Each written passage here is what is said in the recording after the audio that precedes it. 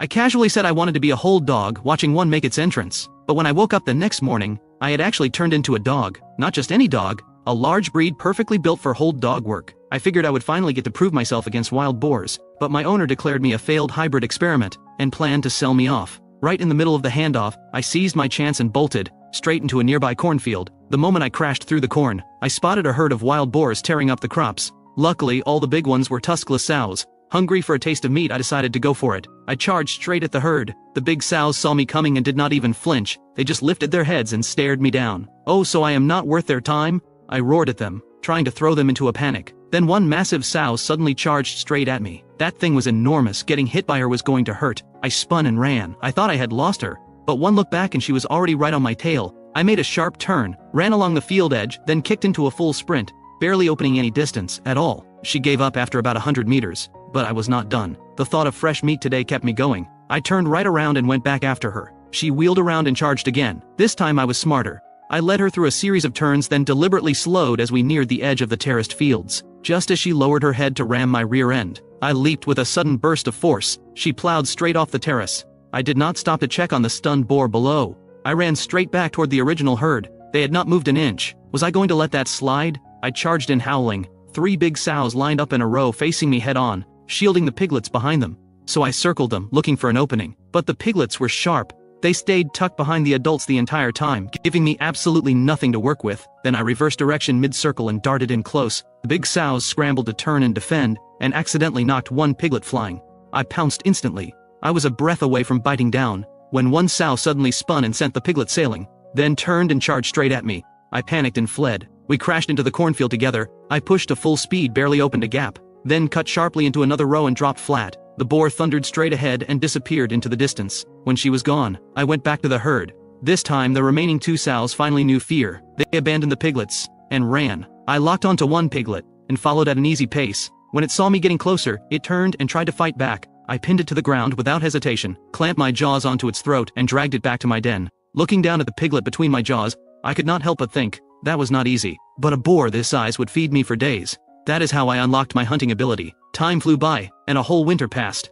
During those months I dug dens with my claws and stashed away potatoes and sweet potatoes, and occasionally caught wild boars and rabbits to survive the cold. After surviving in the wild for so long, I had become a capable hunter. Months of regular hunting had sharpened my nose, boosted my speed, and built my endurance. I thought I could survive without humans, but my body had been growing fast, and the old collar around my neck had grown far too tight, so tight I could barely breathe. Worse, parasites had taken hold in my ears, and the itch was driving me absolutely insane. I needed a human's help. If this kept up, that collar was going to choke me to death. But I was torn. Afraid of being leashed up and losing my freedom, afraid of ending up in a dog meat restaurant again. Right in the middle of my indecision, a wild boar's screaming jolted me awake. I got up fast and moved toward the sound. At least 10 dogs were all biting down on one boar. Something felt off. What was going on? Why were some of those dogs wearing what looked like clothes? Then it hit me. These were hunting dogs, used by humans. Where there were hunting dogs, there were people. Could these be humans who could actually help me? Whatever. If I die, I die. Suffering like this every single day is unbearable. I moved in toward the pack. Up close I finally saw clearly, those were not clothes. They were armor vests, and every single dog wore a collar fitted with an antenna. Clearly some kind of GPS tracker. I expected the armored dogs to react with hostility. Instead, they completely ignored me and stayed focused on controlling the boar. Then I spotted a man climbing the hillside, a drone humming through the night sky above. He arrived at the pack carrying a short knife and drove it into the boar's ribs with one clean strike. After draining the blood, he picked up his radio.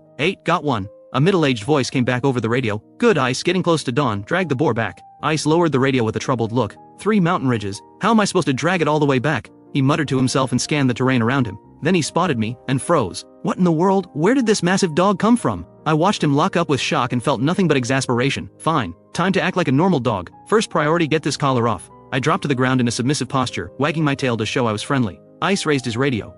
There is an extra dog in the pack. A huge one. An extra dog? No way. Out here we lose dogs. We do not gain them. He still had not let his guard down, so I dropped even lower and crawled toward him, wagging my tail even harder. Ice looked completely baffled. What are you doing? We just met. Why are you being this submissive? I crawled all the way to his feet, then flopped onto my back, a little awkwardly, tucking my paws and exposing my belly. Ice had trained dogs for years. He knew exactly what this meant. He crouched down and slowly reached out to test me. I quickly pressed my own paw over my mouth. I will not bite. Ice got it immediately. Well, where did this dog come from? Whoever trained it did a great job. Whose dog ran off this time? Good dog, so well behaved. He burst out laughing. Years of running dogs and we always lose them. Tonight we go up for boar and we come back with an extra one. And this one looks smart too. Finding a dog is good luck. He pulled out his knife to cut a length of rope for a leash. He reached for my collar and stopped. Oh my god, this is way too tight. Is this thing trying to kill it? Ice quickly removed the collar and looped the rope around my neck as a temporary replacement. The moment it came off, I could finally breathe. I stood up and let out one long deep breath. Ah, that is so much better. Ice rubbed my head cheerfully, then tied the rope around the boar's front legs and started dragging it back.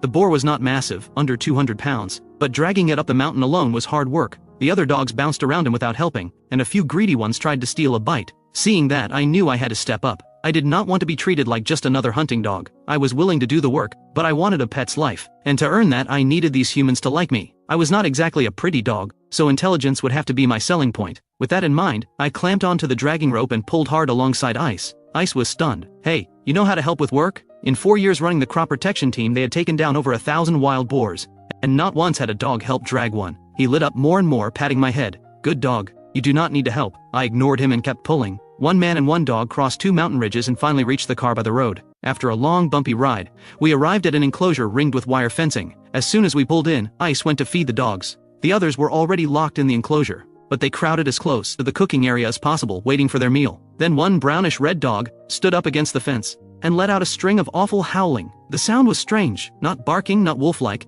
It sounded like a donkey. I nearly lost it laughing. When Ice walked over with the food, the dogs went wild, fighting over it. I sat to the side without moving. Ice saw this and smiled. Not in a hurry to eat? He scooped some corn mash from the pot and held it out to me, then gave my sides a firm squeeze. Not skinny at all, pure muscle. You have been doing just fine for yourself. Out of habit, I shook my head. Ice noticed something was off. He pinched my ears and looked closely, and immediately spotted a parasite, fat and round. Few moments later, Ice had it out. My second problem was finally solved. I was so relieved I decided I was not going anywhere. Out on the mountain alone, getting sick meant waiting to die. With these two, the worst case was hunting a few boars. Satisfied, I laid down on the ground and went to sleep. Ice muttered, "You really think you live here now?" The next morning I opened my eyes to find Ice crouching in front of me eating a meat bun. I sat up and swiped a stainless steel bowl over to his feet. Ice turned and called out in surprise, "Eight, this dog is asking me for food." Eight came over and crouched down. I swiped the bowl toward his feet instead. "Good dog, such a good dog." Eight was not much for words, he just kept praising me. But when neither of them gave me anything I did not grab, I just nudged the bowl until it clattered loudly,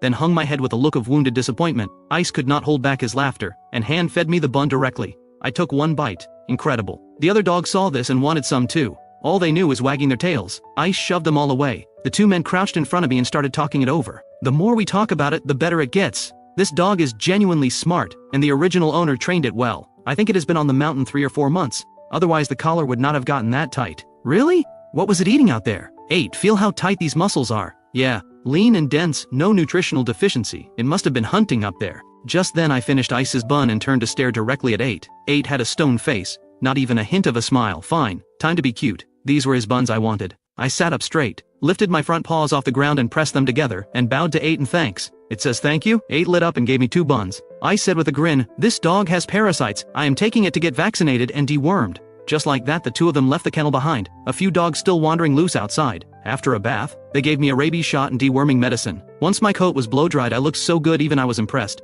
And Ice and 8 went straight into a photo session, posting every shot to their social media to show off. "Ha! Check out your boy's luck. Picked up a dog on the mountain last night." "No way, that dog is way too big. Looks like over 100 pounds. It will never keep up on the mountain." "Right, it is mixed breed, it cannot hunt. It is just a dog that eats." That set 8 off. He had been watching quietly, but now he had had enough. "If you do not know what you are talking about, stay quiet. You think a pet dog ran up into those mountains on its own? A dog that grew to this size out there on its own, how could it not know how to hunt? Sure, it would make a fine pet, but a dog this big will eat you out of house and home. Just watch, if my dog makes it up the mountain and takes down a boar, what do you owe me? If it catches a boar, I will give you my gray wolf. And if it does not, you pick any dog from my kennel. Done, I will witness it." Ice put down his phone, irritated. "These guys have absolutely no clue." Then he crouched in front of me. "You are not going to make me lose, are you?" I nodded. "Ha, is that a yes or a no?" I just kept nodding. 8 shook his head. "You actually believe it understands you. It is just reading your expression." Back at the kennel, Ice led me into the enclosure and pointed to an open kennel unit for me to go in. I had no interest in staying in there. I pulled the leash straight toward the gate. Ice could not stop me. "Where exactly do you think you are going?" I led him to the front door of the house. I lifted a paw, hooked the door handle, gave it another bat, and walked straight inside. Ice's eyes went wide. "It is a proper pet. It can open doors." Just like that, I earned the right to come indoors. But when I looked back, I noticed a phone stand set up in front of Ice. He was live streaming, so he was a content creator. Instead of jumping on the bed, I sat right at his feet, sat up straight and peered at the screen. Suddenly a massive dog head filled the livestream frame. What? Where did that dog come from? How is it so big? Ha! Ice burst out laughing. Let me tell you about this dog, it is something else. I am telling you, this dog is incredibly smart and super friendly. I did not catch it. It followed me home on its own, and last night it even helped me drag a boar. Someone in the chat fired back, do I look like an idiot to you? Why would I lie? I really did just find it. This dog is unbelievably smart. Give it a command, it executes. Watch. With that, Ice stood up, pointed the camera at me and started giving commands. No matter what he said, I executed it without hesitation. After the little show, Ice turned to the chat. Hey, this dog does not have a name yet. Me and Nate are no good with names. Anyone have a good suggestion? Call it Lucky. Ice's eyes lit up. Lucky, that is a great name. He turned to me. Your name is Lucky now, what do you think? I thought it over for a moment, nodded and gave a short response. Look at Lucky thinking it over. That expression is hilarious. A girl in the chat was so charmed by my puzzled look that she immediately sent a sports car gift. Lucky, quick. Thank Chi. I sat up instantly, lifted my front paws, pressed them together, and bowed. The girl on the other end of the screen laughed even harder, and sent another sports car. Ice called out, noted. Lucky gets an extra chicken leg tonight. Hearing there was a chicken leg in it for me, I was thrilled. I settled right next to Ice and watched the chat scroll by. Every time Ice thanked a gift, without any command, I sat up on my own and bowed. Everyone was having a great time. When the stream ended, Ice was more than satisfied. Lucky, that is your name now. You did great tonight. True to his word, he went to the freezer and pulled out a whole chicken and handed it over. I caught it in one bite, wagged my tail in satisfaction. Not a bad night's work. The moment I stepped outside with the chicken, several dogs crowded around me. I did not even acknowledge them. These were all smaller than me, none of them stood a chance. Then a blue-gray dog jumped out of the enclosure. Just as I was about to set the chicken down and fight, it turned out to be too timid to even come near me. It just stood off to the side, watching with envy. That was how I spent my first day at my new home. Early the next morning, while I was outside relieving myself, I saw 8 take a phone call. Then call out to Ice. Ice, feed them light at noon. We head up tonight. Ice called back with a note of uncertainty. Should we bring Lucky? I talked a big game in the group chat, but I have not actually seen it take down a boar yet. I am worried it might bolt on me. But 8 had more faith. Bring it. That dog is sharp. If it can hunt boar, it will be incredible. We do not have armor for it though. Then it runs support. After a quick discussion, they fed the dogs and went back to sleep, getting ready for the night ahead. That evening, Ice and 8 got up and started getting their gear together. Come here, Lucky, put this on, do not lose it. Ice fitted me with a GPS tracking collar, then grabbed a pile of armor vests and collars and headed into the kennel. The moment the dogs realized they were heading up the mountain, they went wild, bouncing and swarming around the 2 men. Ice turned to 8. How many hold dogs do we bring? I had figured out that the armored dogs were called hold dogs. Most of them pit bulls or pit bull mixes. They were the front line, built to absorb the boar's attacks, and their armor vests showed, dented and stained with blood. A big tusker's fangs were nothing to take lightly. Since this was my first hunt with the team, I decided to watch and learn how they operated. From their conversation I picked out a few names: Tank, with his yellow coat and coiled legs, and Titan, with his red coat and white-tipped paws. If I had hands, I would have gone over to pet them right then. While the gear was being fitted, I jumped into the enclosure. The dogs circled me curiously, but their attitude was pure curiosity. No hostility, no warmth, just sizing me up. I walked over to Fuzz and looked him over carefully. He looked the most like a husky, but how could a husky be a hunting dog? Those things were sled dogs. Just then, Ice and 8 started loading the dogs into the vehicle. Including me, 14 dogs went out that night. 4 of them wore armor vests. Not wanting to squeeze into the truck bed, I used my mouth to open the car door and climbed into the back seat myself. The drive took over an hour. 8 pulled out the drone and got it ready to launch. Ice opened up his live stream. We are out on crop protection duty tonight, just arrived, drone is not up yet, and Lucky is with us tonight. Who said it could not hunt? Seconds later, the drone feed went live in the stream. The drone had thermal imaging, so a single sweep could cover hundreds of meters in every direction. It took off with the village as its center point, and swept southwest, following the leads the villagers had provided. The drone had barely been up 5 minutes when 8 shouted, Ice, we've got targets. 3 boars in the woods below, just over 500 meters out. Ice and 8 jumped out and I stepped out from the passenger side. Ice gripped his knife, clicked on his radio and moved toward the boars. 8 opened up the truck bed. A dozen dogs poured out in a rush, instantly locked onto Ice's direction and ran to him. Every dog was completely silent, except Ruckus, the donkey-voiced troublemaker, who hit the ground screaming. If the boars had not heard us before, they definitely heard that. Sure enough, the distant boars spooked and bolted. Grizzly and Dash were both native breeds, the first to catch the scent, and they launched without a sound. The rest of the pack saw them go, and surged after them. Ruckus and Panther, both hold dogs, were far slower and immediately fell behind. But I did not charge out with the rest. I looked up at Ice. He happened to look down at the same moment. Go! The word barely left his mouth before I was already gone. My build was large, but I carried Malinois genes, explosive acceleration, and within seconds I had passed every hold dog. The lead dog out front was Dash, Sighthound genes, pure speed. There was no catching him, but I could keep up with Grizzly. And since no one had eyes on the boar yet, the pack was still holding back, not at full speed. So Grizzly ran second, I ran third, and we closed in fast. The boars spotted us and kicked into a full sprint. and all three split off in different directions. Since I and the two lead dogs were fastest, we pulled away from the rest of the pack. The three of us locked onto one boar. While Flurry led the other lead dogs in a different direction, they had not kept up, and turned to chase a separate boar. Most of the hold dogs ended up following Flurry's group. On the other side, Ice called into his radio, 8, keep the camera on Lucky. Catching boars tonight is not the point, I want to see what Lucky can do. On it. Lucky is huge. Shows up clear as day on thermal. 8 had a clear view of me right on Dash's tail. Dash was flying now, and when he finally pulled up right behind a boar, the boar, which had been weaving through the dense trees, suddenly slammed to a stop and spun to attack. Dash cut sideways with lightning reflexes and dodged the charge, and in an instant the boar was chasing him instead. That is when Grizzly exploded forward, and the boar spun again to charge at Grizzly. Grizzly drew the boar a few meters away. Then Dash came back around and cut off its retreat. The boar was caught between them, trapped, and froze in place. I did not join the attack right away. This boar was not big, just over 100 pounds. I could handle it alone. I just watched their teamwork with genuine fascination. The way they kept the boar switching between targets, never able to focus on either one. After a moment I circled quietly around to the boar's rear. Wild boars were strong, hard to finish off with a bite alone. My usual method was to run them until they were foaming before going in for the kill, but this time was different. I just had to hold it. The two-legged one was on his way. I burst forward from behind without warning. The boar bolted. Dash and Grizzly gave immediate chase, and I pushed to top speed, rapidly closing the gap, then opened my jaws and clamped down hard. 8 watching from the drone muttered, easy now, wait for the hold dogs before you bite down. He figured I would lose my grip and they would be chasing it all over again, but I was not letting go. Every hunting instinct I had said the same thing, once you bite you do not release. With my jaws locked on its hind leg I wrenched hard to the side, and the boar lost its balance and crashed to the ground. Dash and Grizzly hit it from both sides. Dash clamped onto the boar's ear, Grizzly locked onto a front leg. The boar thrashed with everything it had, but I was not budging. The moment Dash and Grizzly had it pinned, I shot to the front and clamped down on the boar's snout. 8 exploded over the radio. Ice, it is locked down. Lucky is unbelievable lead dog speed doing the work of a hold dog. Ice was overjoyed. He read Lucky's GPS position and sprinted toward me. Ha, I can see it. Lucky is incredible. It switched to the nose on its own. That boar is not going anywhere. 2.5 minutes later, Ice arrived, pulled his knife and drove it in clean. The boar thrashed and screamed. In under a minute the fight went out of it. Ice grabbed his radio. Can we link up with the other group? Pull the dog, Scout is still tracking. I listened hard. There was barking in the distance calling the pack.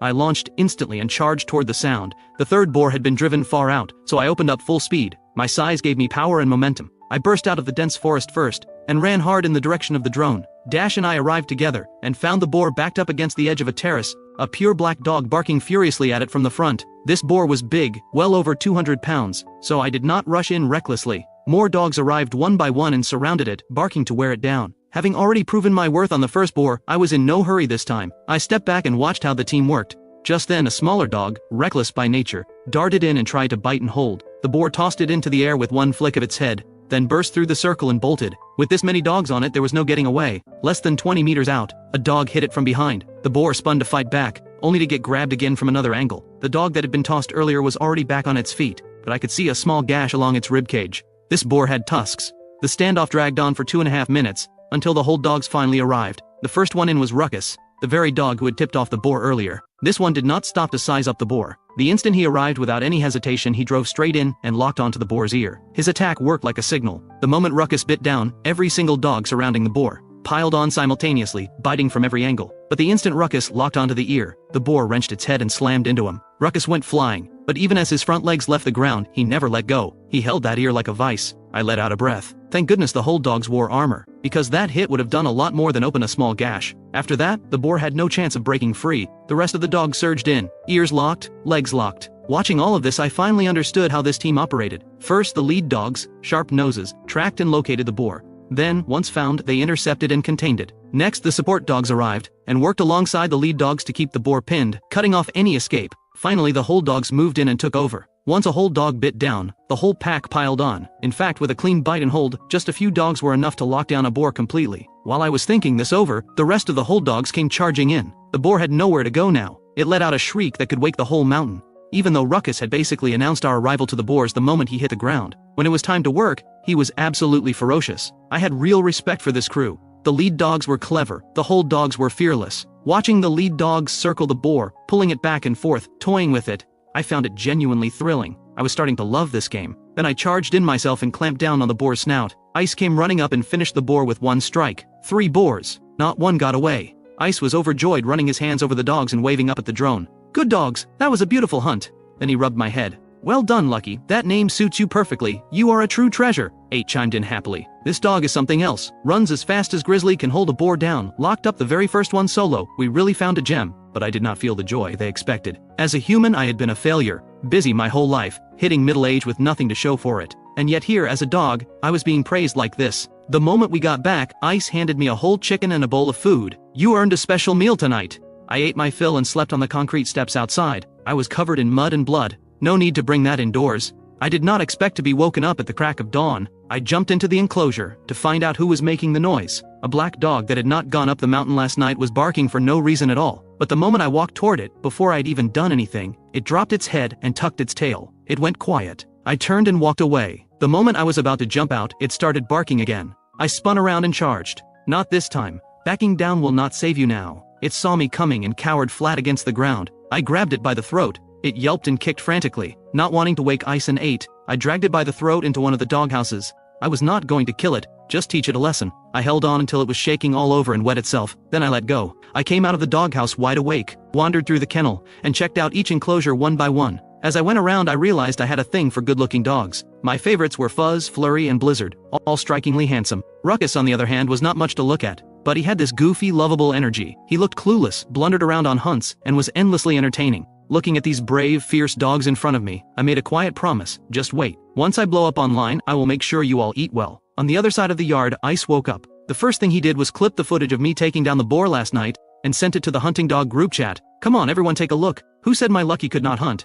Has anyone ever seen a dog this fierce? Whole dog build, lead dog speed, lock down a 100-pound boar solo. Ice sent voice message after voice message, looking absolutely thrilled with himself. Some people in the group had already caught the live stream and had been talking about it, all shocked that a dog my size could run that fast, and actually bite down once it caught the boar. Even the guy who had made the bet with Ice accepted his loss and offered to hand over his best dog as agreed. Ice waved it off generously. Come on, we are all friends here. How could I take something you treasure like that? I was just talking. You are a good man. Dinner is on me next time.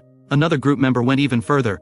Ice, name your price. Sell me Lucky. Hunting boars with you. One day a big tusker is going to take it out, and that would be such a waste. Let it live like royalty at my place. You think I just sit this one out? Stop talking nonsense. Lucky is smarter than I am. You think a big tusker is going to take it down? Not selling, not for any price, not for $1 million. I looked up at Ice. Is that real? Not for $1 million? Am I really worth that much? Ice wrapped up the group chat and started his live stream. I took my usual spot next to him. Hey everyone, we locked down 3 boars last night. Take a look. This is our Lucky. Found on the mountain and ready to work from day 1. Ice stroked my coat and just kept the praise coming. Thank you, Chief, for the hot air balloon gift. Already got Lucky that extra chicken leg. Lucky gets a whole chicken. The only dog in this kennel with that kind of treatment. I knew she had sent several sports car gifts last time and specifically requested the chicken leg for me. She deserved a proper thank you. I stuck out my tongue and did my best to smile, bowing with both front paws again and again. Just then someone requested to speak on the stream, clearly a top supporter, with a very high account level. Ice accepted it, curious. Lee, what is up? Ice, is Lucky for sale? I will put up 100,000. What are you saying, Lee? Any dog in my kennel you want it is yours. No need to buy anything.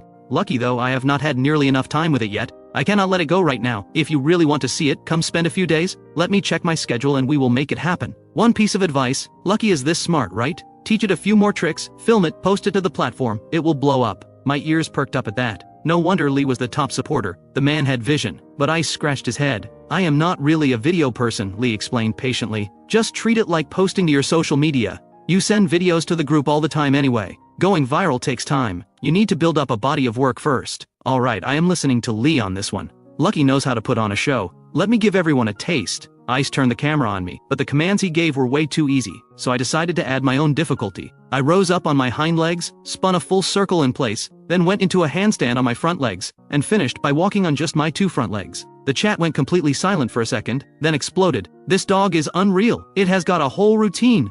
A wave of gifts poured in, but right as I was bowing to thank the smaller gifts, Ice suddenly shouted, "Thank you, Lee, for the mega plane!" The moment I heard mega plane, I stopped mid-bow, dropped my front legs, raised my rear end, and slammed my forehead to the ground. Ice completely lost it. This dog can bow its head to the floor? Who on earth taught it that? Lee was stunned. I send a mega plane and it gives me a full forehead bow. Now I feel embarrassed. I have to send another one. As Ice called out his thanks, I dropped my forehead to the ground again. Lee said what everyone in the chat was thinking. I am genuinely jealous. How does someone just find a dog like this? But Ice, stop just laughing. You are doing this wrong. You cannot have the dog perform and not give it a reward. That is not how it works. Every trainer gives a reward after every trick. Lucky is smart, but if you never reward it, that is not right. Hearing that, I genuinely wanted to bow my head to the ground again for Lee. That was exactly right. Lee actually understood dogs. I let out 2 sharp barks at Ice to make my agreement very clear. Lee kept going. Seriously, Ice, take good care of Lucky. If you do this right, Lucky can take you viral. And once you blow up online, money stops being a problem. Understood, Lee. Starting tomorrow, whatever I eat, Lucky eats.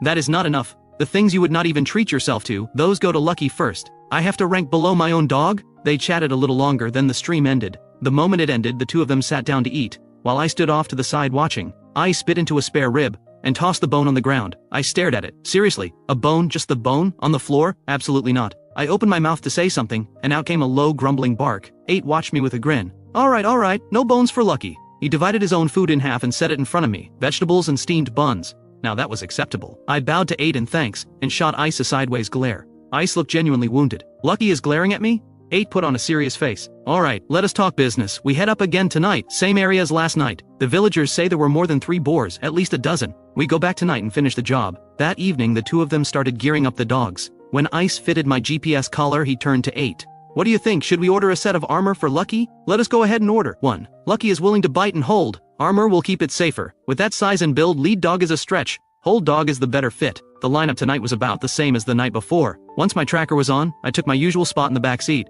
Before long, the car pulled up to the same spot. The drone went up and began searching, but the drone battery was nearly dead and still nothing had been found. 8 drove them to a new position. Then the drone finally picked up several glowing heat signatures.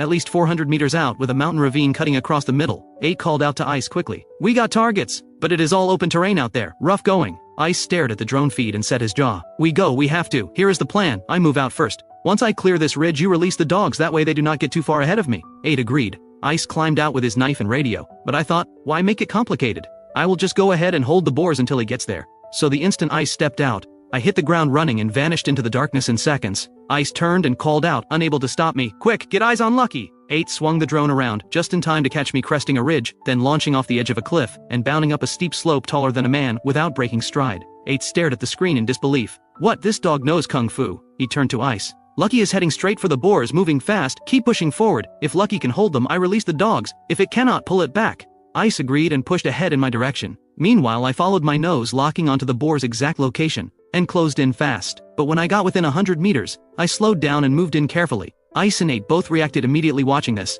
Incredible, Lucky is a real hunter. Everyone see that? Lucky slowed down as it got close. That is so it does not spook them. Stalking like that is a wild animal's instinct. None of our dogs know how to do that. I had no idea I was shocking everyone. I was just following the scent. But when I got close, I found an entire group of boars, and not one of them was standing watch. Every single one was asleep. As I crept closer, I looped around behind them, trying to drive them back toward Ice. When I was only about 10 meters away, they finally woke up. 6 or 7 boars scrambled to their feet and bolted. I launched after them from behind, but I did not close the gap right away. I matched their pace exactly. 8 watched the drone feed with his mouth open. I cannot believe this. Lucky is herding them back toward us. The livestream chat exploded with shock. I drove them right to the cliff edge I had passed on the way in. I cut loose with a burst of barking to frighten them, then charged hard, trying to push them over the edge, but they were not stupid. No animal jumps off a cliff unless it has absolutely no other choice. The herd split and scattered to both sides. I pushed at full speed and chased for dozens of meters, closing right in on the rear of the herd. Then the biggest boar suddenly spun and charged straight at me. I had seen every move these animals had. The reverse charge was their most predictable trick.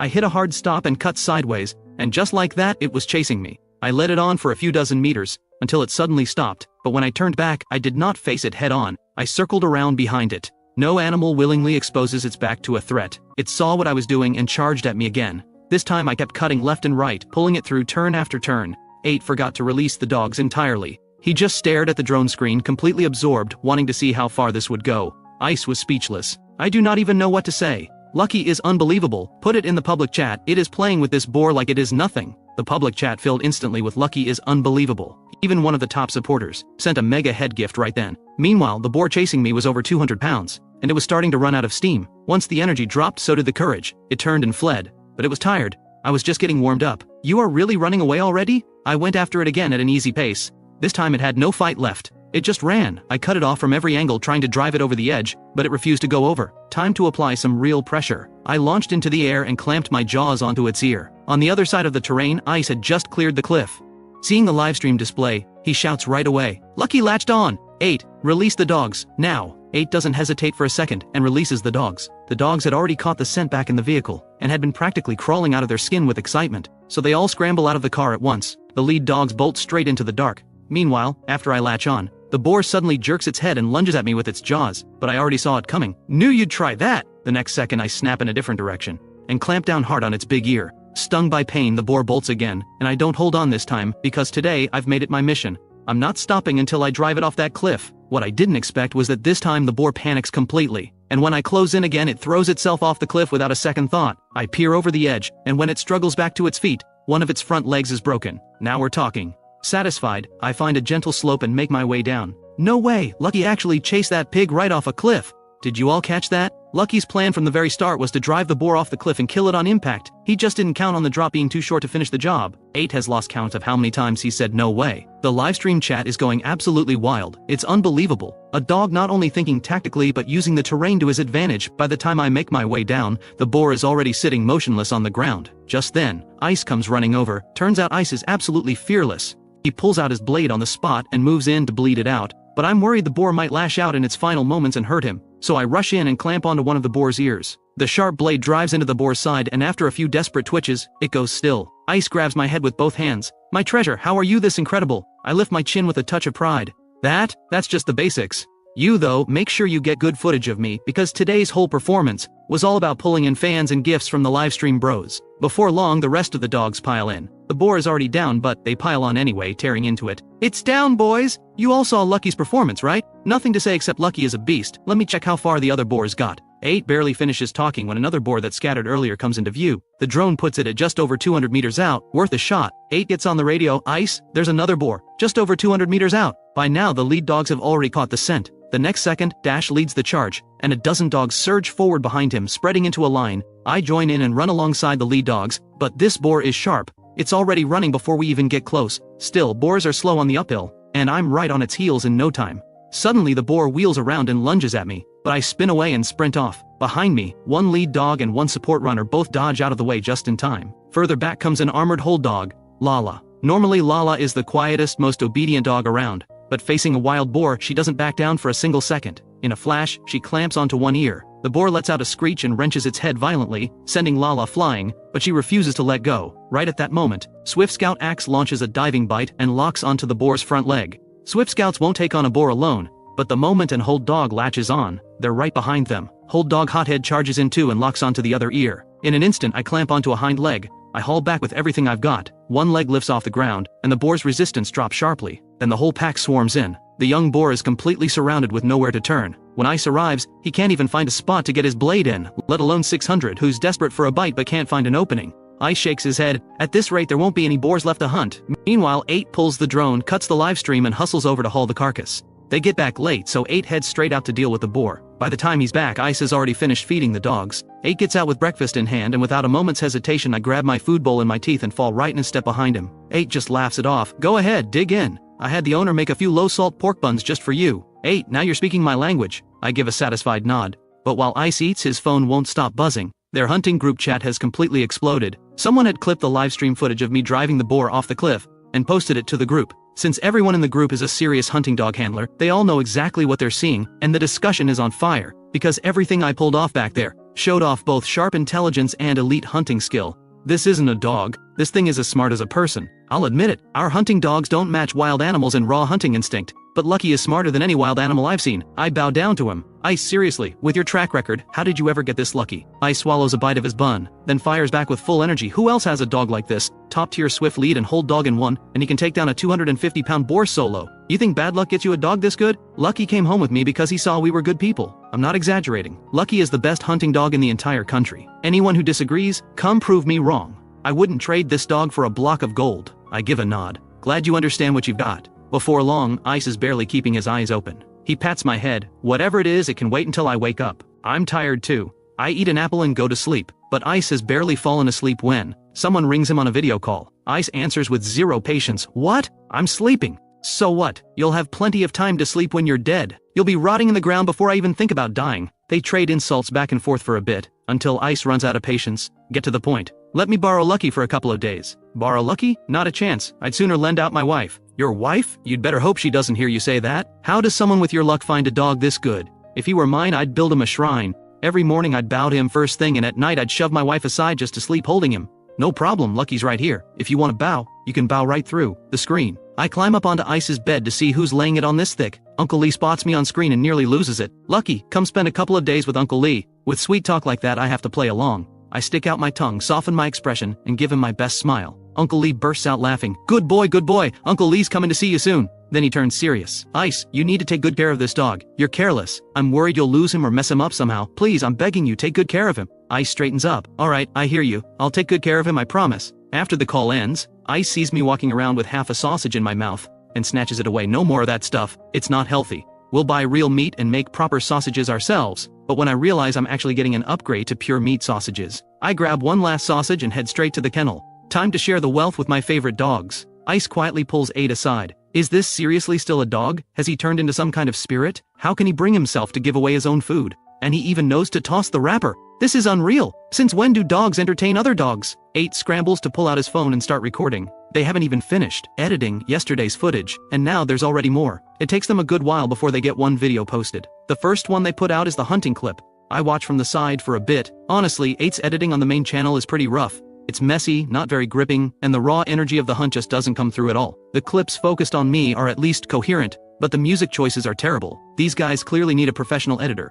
It doesn't take long before fans start finding the content. Some fans still have no idea I've joined the team, but after watching my moves they're stunned, guessing it must be Dash or Grizzly. Ice drops a comment to clear things up, then posts a photo of me. The shot is perfectly composed, sharp and clear, my 2 big ears standing tall on my head, as though I'd posed for a passport photo. The comments explode almost instantly. No way! He actually knows how to stalk prey. Pigs aren't dumb, they're actually among the smarter animals out there. But Lucky just stomped all over that. Incredible, what a watch. A single dog taking down a 250-pound boar. Ice, did my dog somehow end up at your place? And just like that, Ice spends the whole night on his phone chatting in the group, having the time of his life. Most of it is him bragging about me, nearly setting off a riot in the group chat. But given that he takes such good care of me, whenever Ice needs to show me off I cooperate. The next morning, a light rain starts to fall outside. Even if it only lasts a couple of hours, heading up the mountain tonight is out. Just then Ice takes a call. Some friends are on their way. He goes to find 8. 8, Captain Wang says he's coming over today, wants to hang around for a couple of days and hunt with us. Alright then, let's get the portable pens out and clear some space.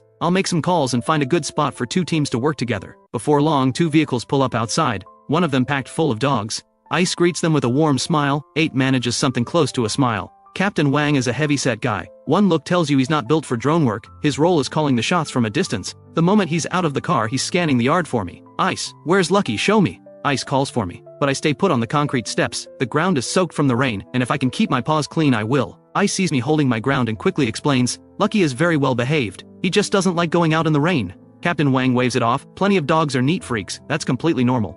Then he walks straight over to me. What a big dog, must be over 100 pounds. He reaches out to pet me. I tilt my head to dodge his hand. You come empty-handed? Really? I cut him a sideways glance. Captain Wang doesn't read the hint at all and pets me anyway, asking as he goes, Ice, you really just found him? You didn't buy him? Would I lie to you? You're a hunting dog handler. Do you think I could train a pet dog to do what he does? Captain Wang nods. Fair point. He then lets all his dogs out. The 2 groups sniff and size each other up from either side of the fence. Meanwhile, I'm surrounded by a crowd of people, but they come empty-handed, just gawking and pawing at me, this one kneading my head, that one tugging at my skin, and one guy even peels back my cheek to inspect my teeth. I've had enough. I push through the crowd, open the door myself, go inside and shut it behind me. The whole group bursts out laughing. He's had it with us. Right after, 8 pulls Captain Wang aside to help with video editing. In the beginning, 8 and Ice knew nothing about content creation. It was Captain Wang who taught them. With Captain Wang's help, they get a video sorted out quickly, and 8 posts it while it's fresh. After some rest, they eat dinner as evening falls and start loading the dogs. I'm non-negotiable, but with Captain Wang's team along, they can leave a few of their own dogs behind.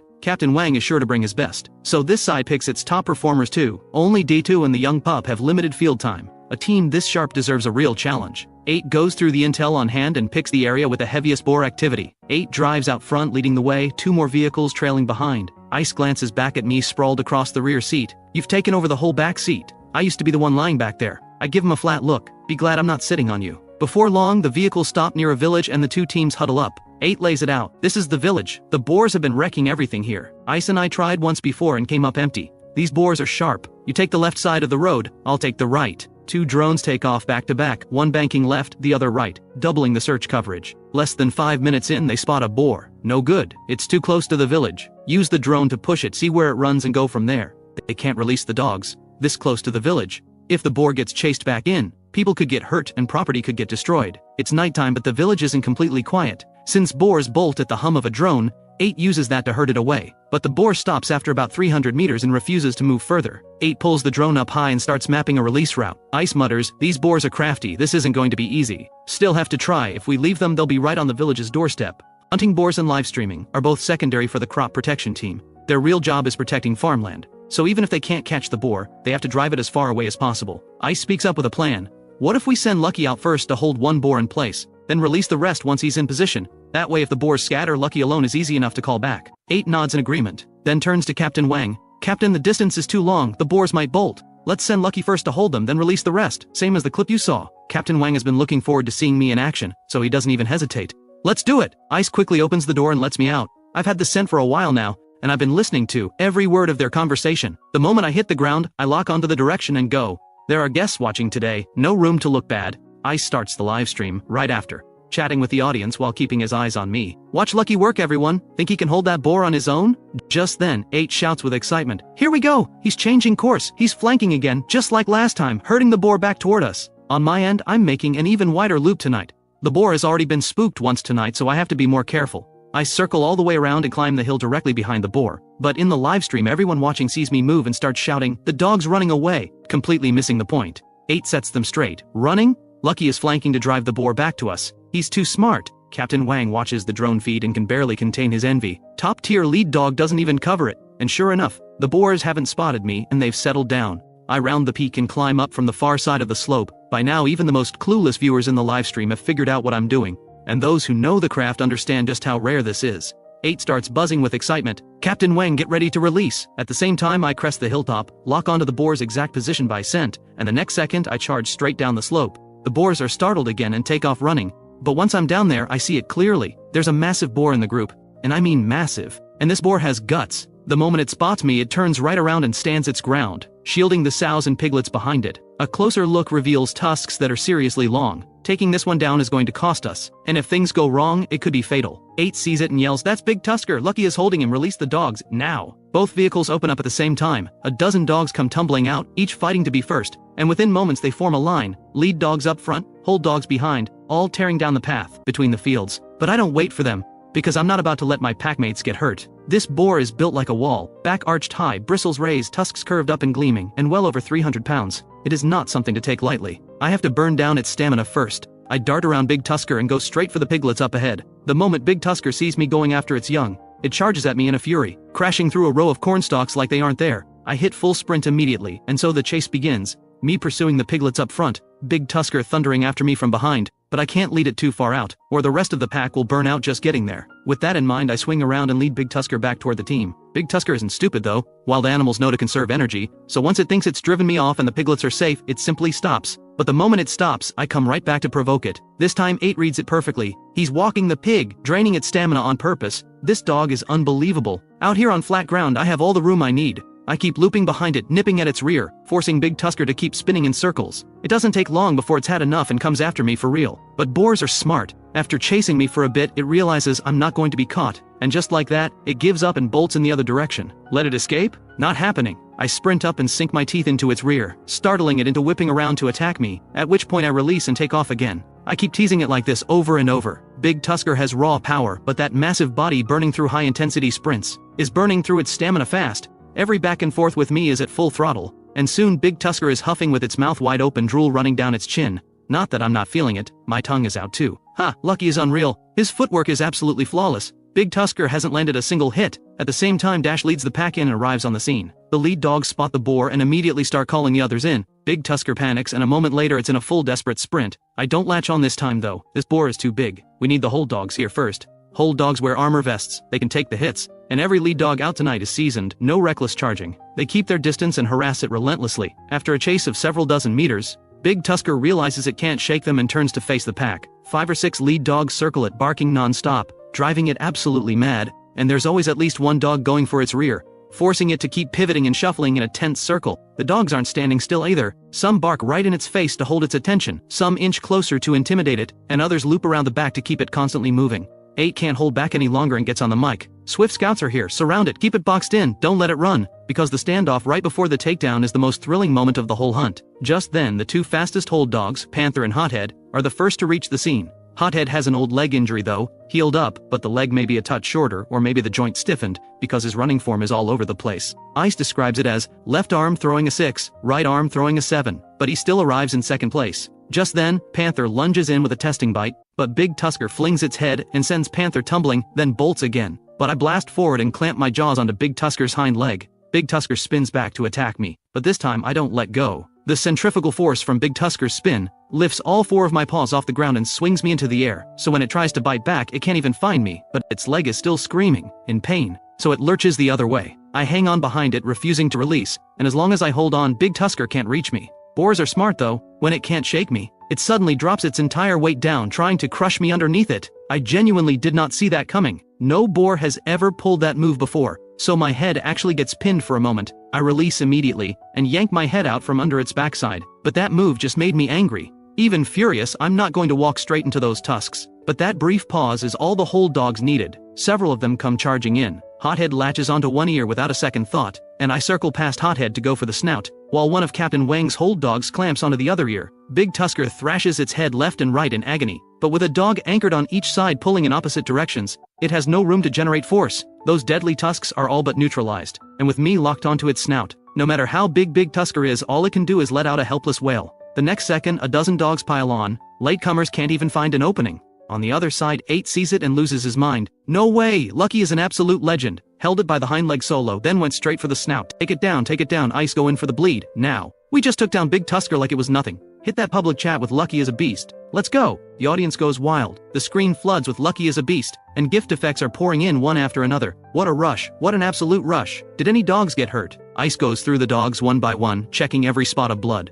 The first one he checks is me. My face is covered in blood, but it's all the boars. Ice goes over me carefully, checking even my teeth, then moves on to the others. 8, we're good, no injuries. Check where the other boars ran. Let's call the dogs back and drive after them. Somebody help haul this thing, the 2 of us can't move it alone. Chubby Captain Wang comes huffing over. Don't let the wheezing fool you. He actually manages to drag the boar, a little out of breath but getting the job done. Captain Wang heaps praise on me. Lucky is something else. He plays the whole thing tactically, knowing when to push and when to hold. His timing is perfect. Ice beams with pride. Of course. If he hadn't come home with me, he'd have been just fine on his own up in those mountains. Small boar, big boar, all the same to him. Meanwhile, 8 has already mapped the next route. The boar's current position puts it at least 200 meters from the nearest release point, but this time Ice says, 200 meters is fine. We go all at once this time. Lucky can't do all the work every hunt. The vehicles reposition quickly. Both drone operators move out on foot first, and the others release all the dogs together. The dogs explode out of the vehicles like tigers breaking loose. Same group as before, 3 sows leading 6 or 7 piglets. This time I don't rush to the front, but hang back leisurely behind the lead dogs,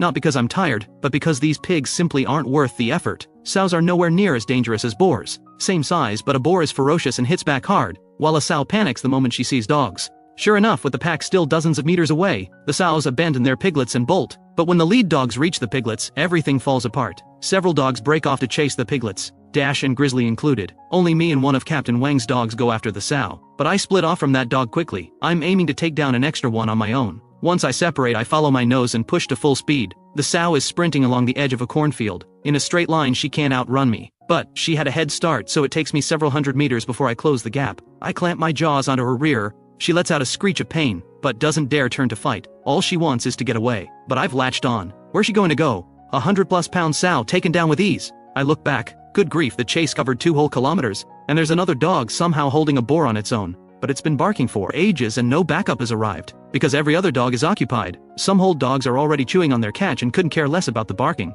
Ice takes in the scene and heads to me first. Good dog! Good dog! After the praise, Ice pulls out a rope and secures the boar quickly. The moment I see it's tied down, I'm already gone, racing off to back up Captain Wang's lead dog. But during the time I spent waiting for Ice, the lone dog and the boar had kept at it, covering several more 100 meters and ending up on the terraced fields above. Even at night, all this running burns energy and builds up heat, so I run with my tongue out to cool down. Too bad that compared to humans who can release heat through their entire skin, a dog's cooling system is pretty limited. Meanwhile, 8 spots me charging off again and launches into commentary. Lucky is unbelievable. He's heading to another fight. This will be his 3rd boar tonight. Once Lucky has a target, there is no escape. Nothing more to say, but Lucky is a beast. Give Lucky a like, everyone. Big thanks to Dong for the carnival gift. You've been so generous tonight, Dong. You really didn't have to. Dong, anything you want, just say the word. But before Dong can respond, my heat signature blazes onto the thermal imaging display, bright and unmistakable, like a bolt of lightning shooting straight toward the scene. But I'm feeling the fatigue now. 3 consecutive fights will do that. including nearly 20 minutes holding a boar solo, followed by a 2 to 3 kilometer sprint. So as I approach the scene, I ease up on the pace to let my body recover a bit. 8 notices my pace dropping and gets a little worried. Lucky's slowing down, he might be tired, don't push through it if you can't. But when I reach the scene, I don't attack right away. Instead, I stretch out with a big yawn and lie down on the ground. As long as the boar isn't going anywhere, neither am I. 8 gets worked up again. Lucky's tired, he's taken a break. But a dog that dares to lie down mid-hunt? First time I've ever seen that. He gets on the radio. Ice, Lucky's in position, get the other dogs over here fast. Ice responds, copy that. By now the boar is exhausted too and just stands there squaring off against the lead dog.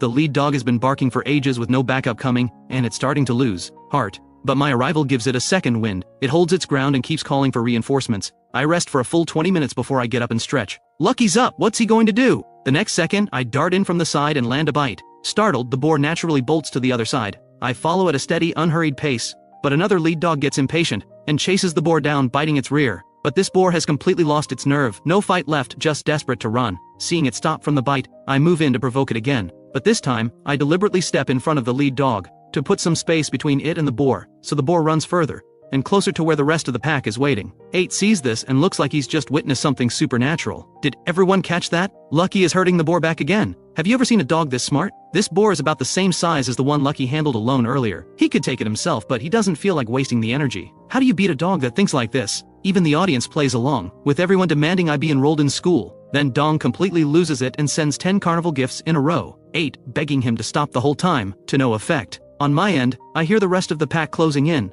so I stop pushing the boar entirely and let it stand still. Once Dash and Patches arrive, I move in immediately and clamp onto the boar's ear. That's how swift scouts work. The moment someone latches on first, whole dogs or whoever else, they all charge in, so I go in first, and the rest follow right behind me. The boar is completely spent, it has nothing left to fight with. Less than a minute later the whole dogs arrive, and I release my grip and step aside to rest. Takedown, perfect takedown, 3 boars tonight, Lucky, you absolute legend. But the dogs out tonight are all elite, a pack of serious hunters. And before Ice even gets there, the dogs have already torn the boar apart. Half an hour later, 8 pipes up again. We've got more, just found 2 more boars out there. Just goes to show how badly the boar population has gotten out of hand. The team huddles up again to plan the approach. The nearest point to the boars is bordered by a patch of dense forest. If I drive the boars into the trees, it'll be much harder for the dogs to chase and dodge. And both of these boars are big. After a moment, Ice speaks first. We still need to send Lucky in first, let him hold one and go from there. I respond to signal my agreement. 8 adds, Lucky probably doesn't want to go into the forest either, he shouldn't herd the boars back this way. Shortly after I get out of the vehicle alone, the moment I step out, 8 announces to the livestream, watch closely, everyone, Lucky's signature move is coming, the wide flanking intercept. My path is clear. I cut through the dense forest and move along the tree line toward the boars. But when the 2 boars spot me, they don't even flinch. They actually hesitate before running, almost like a challenge. 8 shouts into the radio, Ice, release, Lucky is in position. Both vehicles open at once, and the dogs come pouring out in a frenzy. The drone operators follow right behind on foot. I keep pushing the boars along the edge of the terraced fields. But after a short chase, the boar backs up against the terrace wall and stops. I think to myself, I'm waiting for backup. What are you waiting for? The pack arrives before long, but the terrace wall is too high. They can't get up, and frantically search for a way around. Ruckus is with us tonight and he's impatient as ever. Stuck at the bottom of the wall, he howls like the world is ending. But Dash, with those long legs and light frame, clears the wall in one clean jump, and helps me keep the boar pinned. Ice finally arrives. He finds a lower section of the wall, and hauls the dogs up one by one, pushing and pulling. The pack surrounds the boar quickly, but everyone stays careful, constantly shifting positions to pressure and unsettle the boar. 8 is already getting ready to celebrate, then everything goes wrong. Lala pushes through the pack, and clamps onto the boar's ear in one clean bite, locked on tight. The boar screams in pain and wrenches its head violently, lifting Lala's front legs clean off the ground. Then the boar surges with everything it has and makes a run for it. The other dogs chase it to the edge of the terrace wall, but the drop is too far, none of them dare jump. When Lala hits the ground below, she releases her bite immediately, but the moment she gets back to her feet, the boar charges straight at her, drops its head, and hooks upward with its snout. And Lala, completely caught off guard, is launched into the air by the brutal force. The boar has lost all restraint now, it's not running anymore, it locks onto Lala and keeps attacking. 8 watches helplessly, voice cracking. It's attacking the dog, it's going to kill her. The other dogs can't get down there, but I can. Right as the boar lines up its second attack on Lala, I leap off the terrace wall, close the distance in a few strides, and sink my teeth hard into the boar's rear. It lets out a shriek, abandons Lala and whips around to come after me. My plan was to spin with the boar, keeping myself out of reach of those tusks. But the boar thrashes so hard that it tears off its own flesh where I'm biting. The pain is so sudden and severe it freezes the boar on the spot. 8 brings the drone down low and switches on the lights. Once he confirms it's Lala, he gets on the radio immediately. Ice, move, Lala is hurt, she's bleeding bad, it's serious. A few of the bolder dogs take the risk and jump down, but without enough hold dogs, none of them dare go in for a latch. Ice arrives, slides down the terrace wall, and comes in with his short blade in hand. He drops the sheath and charges straight at the boar. I stare blankly. What is he doing? Going at a wild boar with just a short knife? But I see that Ice means business, so I rush in and clamp onto one of the boar's ears. Those long tusks are right beneath my throat, and I'm not wearing an armor vest. This is genuinely dangerous. The next second, Ice moves in from behind, mounts the boar, grabs its bristles with one hand, and drives the blade into its side with frightening speed. The boar lets out a terrible scream and tries to throw him off, but Ice holds on tight and shouts, "Lucky, release!" He gives my head a pat, and jumps off the boar himself. Ice has bled out well over 1,000 boars in his time, so his technique is razor sharp, almost always a single clean thrust straight to the heart, piercing the lungs along the way. Any boar that's had Ice's blade in it never gets far. Sure enough, the moment I release, the boar makes it about 10 meters before it collapses. Ice checks me first, no blood anywhere on me, then runs over to Lala. I go over too. Lala is such a gentle, quiet dog, and I'm fond of her. Ice examines her and lets out a long, slow breath. Lala's belly has been cut open, but the intestines are still in. She can make it, she can make it! He pins Lala down gently, pulls out a wound stapler, presses the edges of the wound together and staples it shut as a temporary fix. Lala is so good. She doesn't struggle at all during the whole procedure. Just then, Captain Wang and the others come running over. Everyone pitches in. Lucky is so brave. If he hadn't jumped down to save her, Lala might not have made it. The audience echoes the sentiment. Lucky isn't just smart, he's got heart. And that final latch wasn't just for the takedown, it was to protect the drone operator too. But Ice is focused on Lala's condition, and quickly says goodbye to the live stream. That's it for tonight, brothers. Lala needs to get back and get treated right away. With that, the two of them use their jackets to carry Lala, and lay her carefully on the back seat. I give up my seat for her, and rest on the floor instead. That was close. Lala was wearing her armor vest, but it only covers half her body. The belly was completely exposed, and Lala really was unlucky today. The tusk caught her right in the most vulnerable spot. Still, her breathing is steady, so I don't think it's life-threatening. A while later, back at the kennel, everyone rushes to carry Lala in and tend to her wounds. They properly stitch up the wound and give her an anti-inflammatory injection. As long as there's no infection, she'll be fine. I stay beside her the whole time, aching for her. I go and bring her a sausage, but Lala won't touch it. Ice strokes my head and says, "You see this? Lucky is something else. This dog has practically become a spirit." He shows genuine care for Lala, and he can even tell a boar's sex before he latches on. No tusks, he'll latch on freely. Big tusked boar, he normally holds back. So tonight, he only went in because he was afraid I was in danger. I look up at Ice. Glad you get it, but you're pretty reckless yourself. Charging in to bleed a boar when none of the dogs had it under control yet. After I eat, I settle in beside Lala. If anything changes, I'll go get someone. In the morning, Lala is still the same. Not eating, not drinking, barely moving, so I find a food bowl, then grab a bag of milk and bite it open, and push it over to Lala. To a dog's nose, milk and sausage give off a scent that's almost impossible to resist. But Lala only manages to lift her head and take a couple of sips. She's going to need a long time to recover. Just then, 8 calls out, "Ice, the messages are going crazy. Fans are asking about Lala everywhere. Maybe go live and give them an update." Ice grabs his phone and takes a look. Good grief, hundreds of messages. And clicking through the profiles, almost all women. Since when did he get this kind of attention? Before, a few dozen messages was a lot. Alright, let me address this. He quickly pulls me over and goes live. "Hey everyone, I'm Bloody Hands from Sincere Crop Protection. I'm the guy you saw yesterday stabbing a boar with what looked like a knife. Since so many fans have been asking about the injured dog, here's your update. No need to worry. The wound has been taken care of, and after a bit more rest she'll be back to her energetic self." The fans in the livestream let out a collective sigh of relief. But the livestream is barely done when Captain Wang's team starts packing up to leave.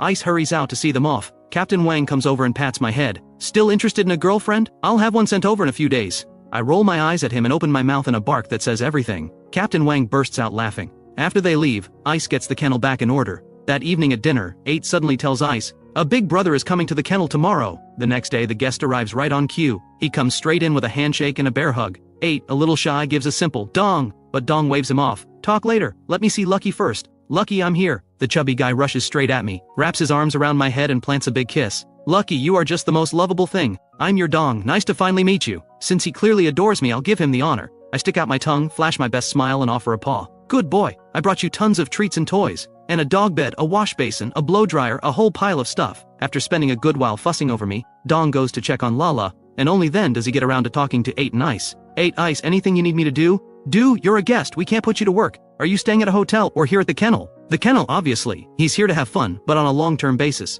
8 says, "Then you're bunking with me." Come evening, Ice starts cooking for the dogs, with Dong pitching in beside him. With Dong here, it's a special occasion. Everyone gets an upgrade tonight. Beef chopped into chunks and simmered together with cornmeal. But when have these dogs ever had beef? They tear into it like they haven't eaten in days, growling and snapping at each other to claim their spots. And Belle even gets into a full-on scuffle with a younger dog, until I step in and shut it down. After the meal, Dong produces a large basin, fills it with warm water, and calls me over for a bath. I think about it. Having someone bathe me sounds pretty good, so I settle myself into the basin without any fuss.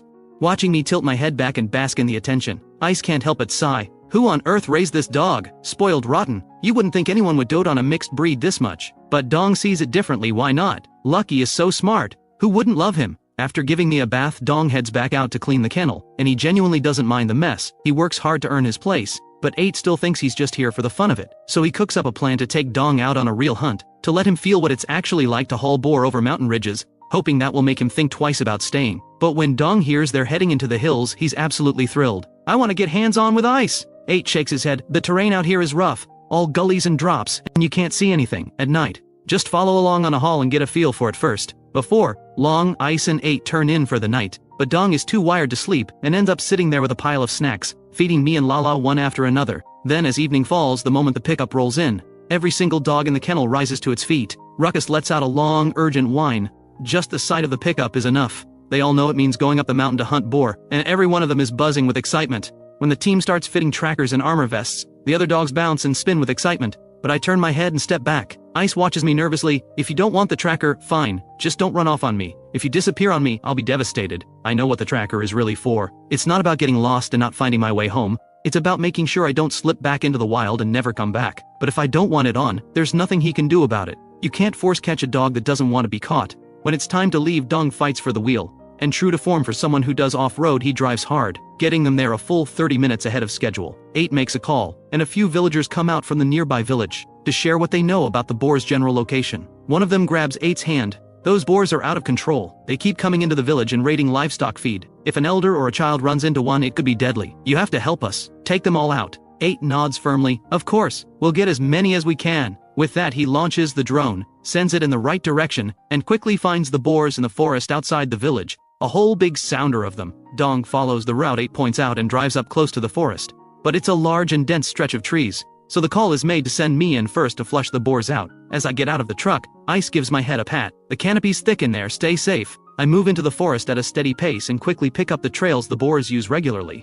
The undergrowth along these paths is crushed flat where they've been walking. I open up with a roar to spook them, and the boars hear me and begin to move. Unhurried, not particularly worried. Everyone, take a look. Entering the field right now is our team's #1 hunter, Lucky. Because Lucky is such a large hunting dog, moving through dense forest is slow going, but just watch how he handles it. By this point, villagers from nearby have gathered to watch. On the other side of the trees, I keep shifting angles to push the boars, trying to keep them moving in a straight line, so they'll eventually work their way out of the forest. But the bigger the sounder, especially with a large boar in the mix, the bolder they get, and they barely react to my pressure. No real sign of panic. From the live stream, viewers can see me darting back and forth, without really understanding what I'm doing, but anyone who knows hunting dogs, or a serious fan, watches with pure admiration. 30 minutes of work like this, and the boars finally break out of the tree line. But there are several patches of dense forest scattered around, and the boars could easily duck back in at any moment. So Ice shouts the call, "Release the dogs!" The pack surges toward the boars. A few minutes later, Howler is first to burst clear of the trees, and the instant he spots the boars, he opens up. Loud, sharp calls to lock in the position. The hold dogs hear him, get a fix on the direction, and all pour toward him. Then the lead dogs begin arriving one after another, but the boars have already formed up. Big ones at the front, piglets tucked in behind. The lead dogs circle and probe but can't find the right moment to latch on.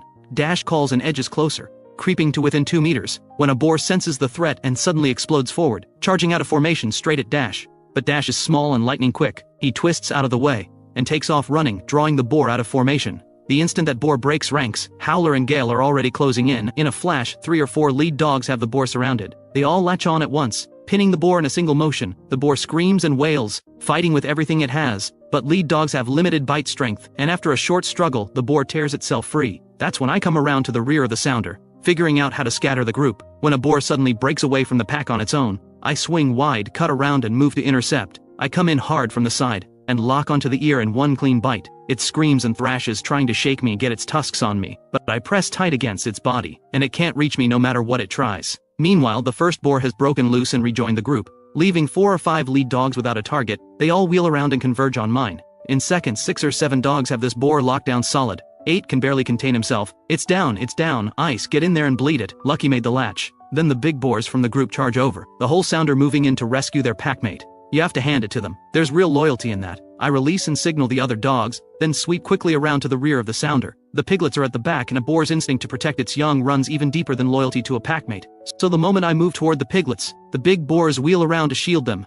As long as the young are in danger, the adults won't risk going to rescue anyone else. With that one move, I hold an entire sounder in place by myself. Ice comes crashing through the forest and arrives on the field, with the whole dogs right behind him. He doesn't waste a second. He draws his short blade and delivers the killing strike. The sounder is less than 5 meters away, watching their packmate go down. Ruckus, that lovable idiot, ignores the sounder entirely and runs straight to the boar that's already been bled out. Meanwhile, Shaker and Hothead arrive at the field and charge the sounder without a moment's hesitation. Already shaken by the sounds of their dying companion, the boars bolt. Shaker manages to latch onto one as it runs, but the boar whips its head and throws him off. The hold dogs give chase, and Ice slaps the lead dogs to urge them to follow. There's no way I'm letting this pass. I'm faster than all the hold dogs combined. In a few strides I'm at full speed, and every 20 meters I overtake another boar. I bite down hard on the hind leg of one. It screams and twists back to snap at me, but I match its rotation, turning with it, keeping myself just out of reach. It can't get to me. Shaker and Hothead arrive seconds later. Hothead's latch is a thing of beauty, full speed, perfectly timed,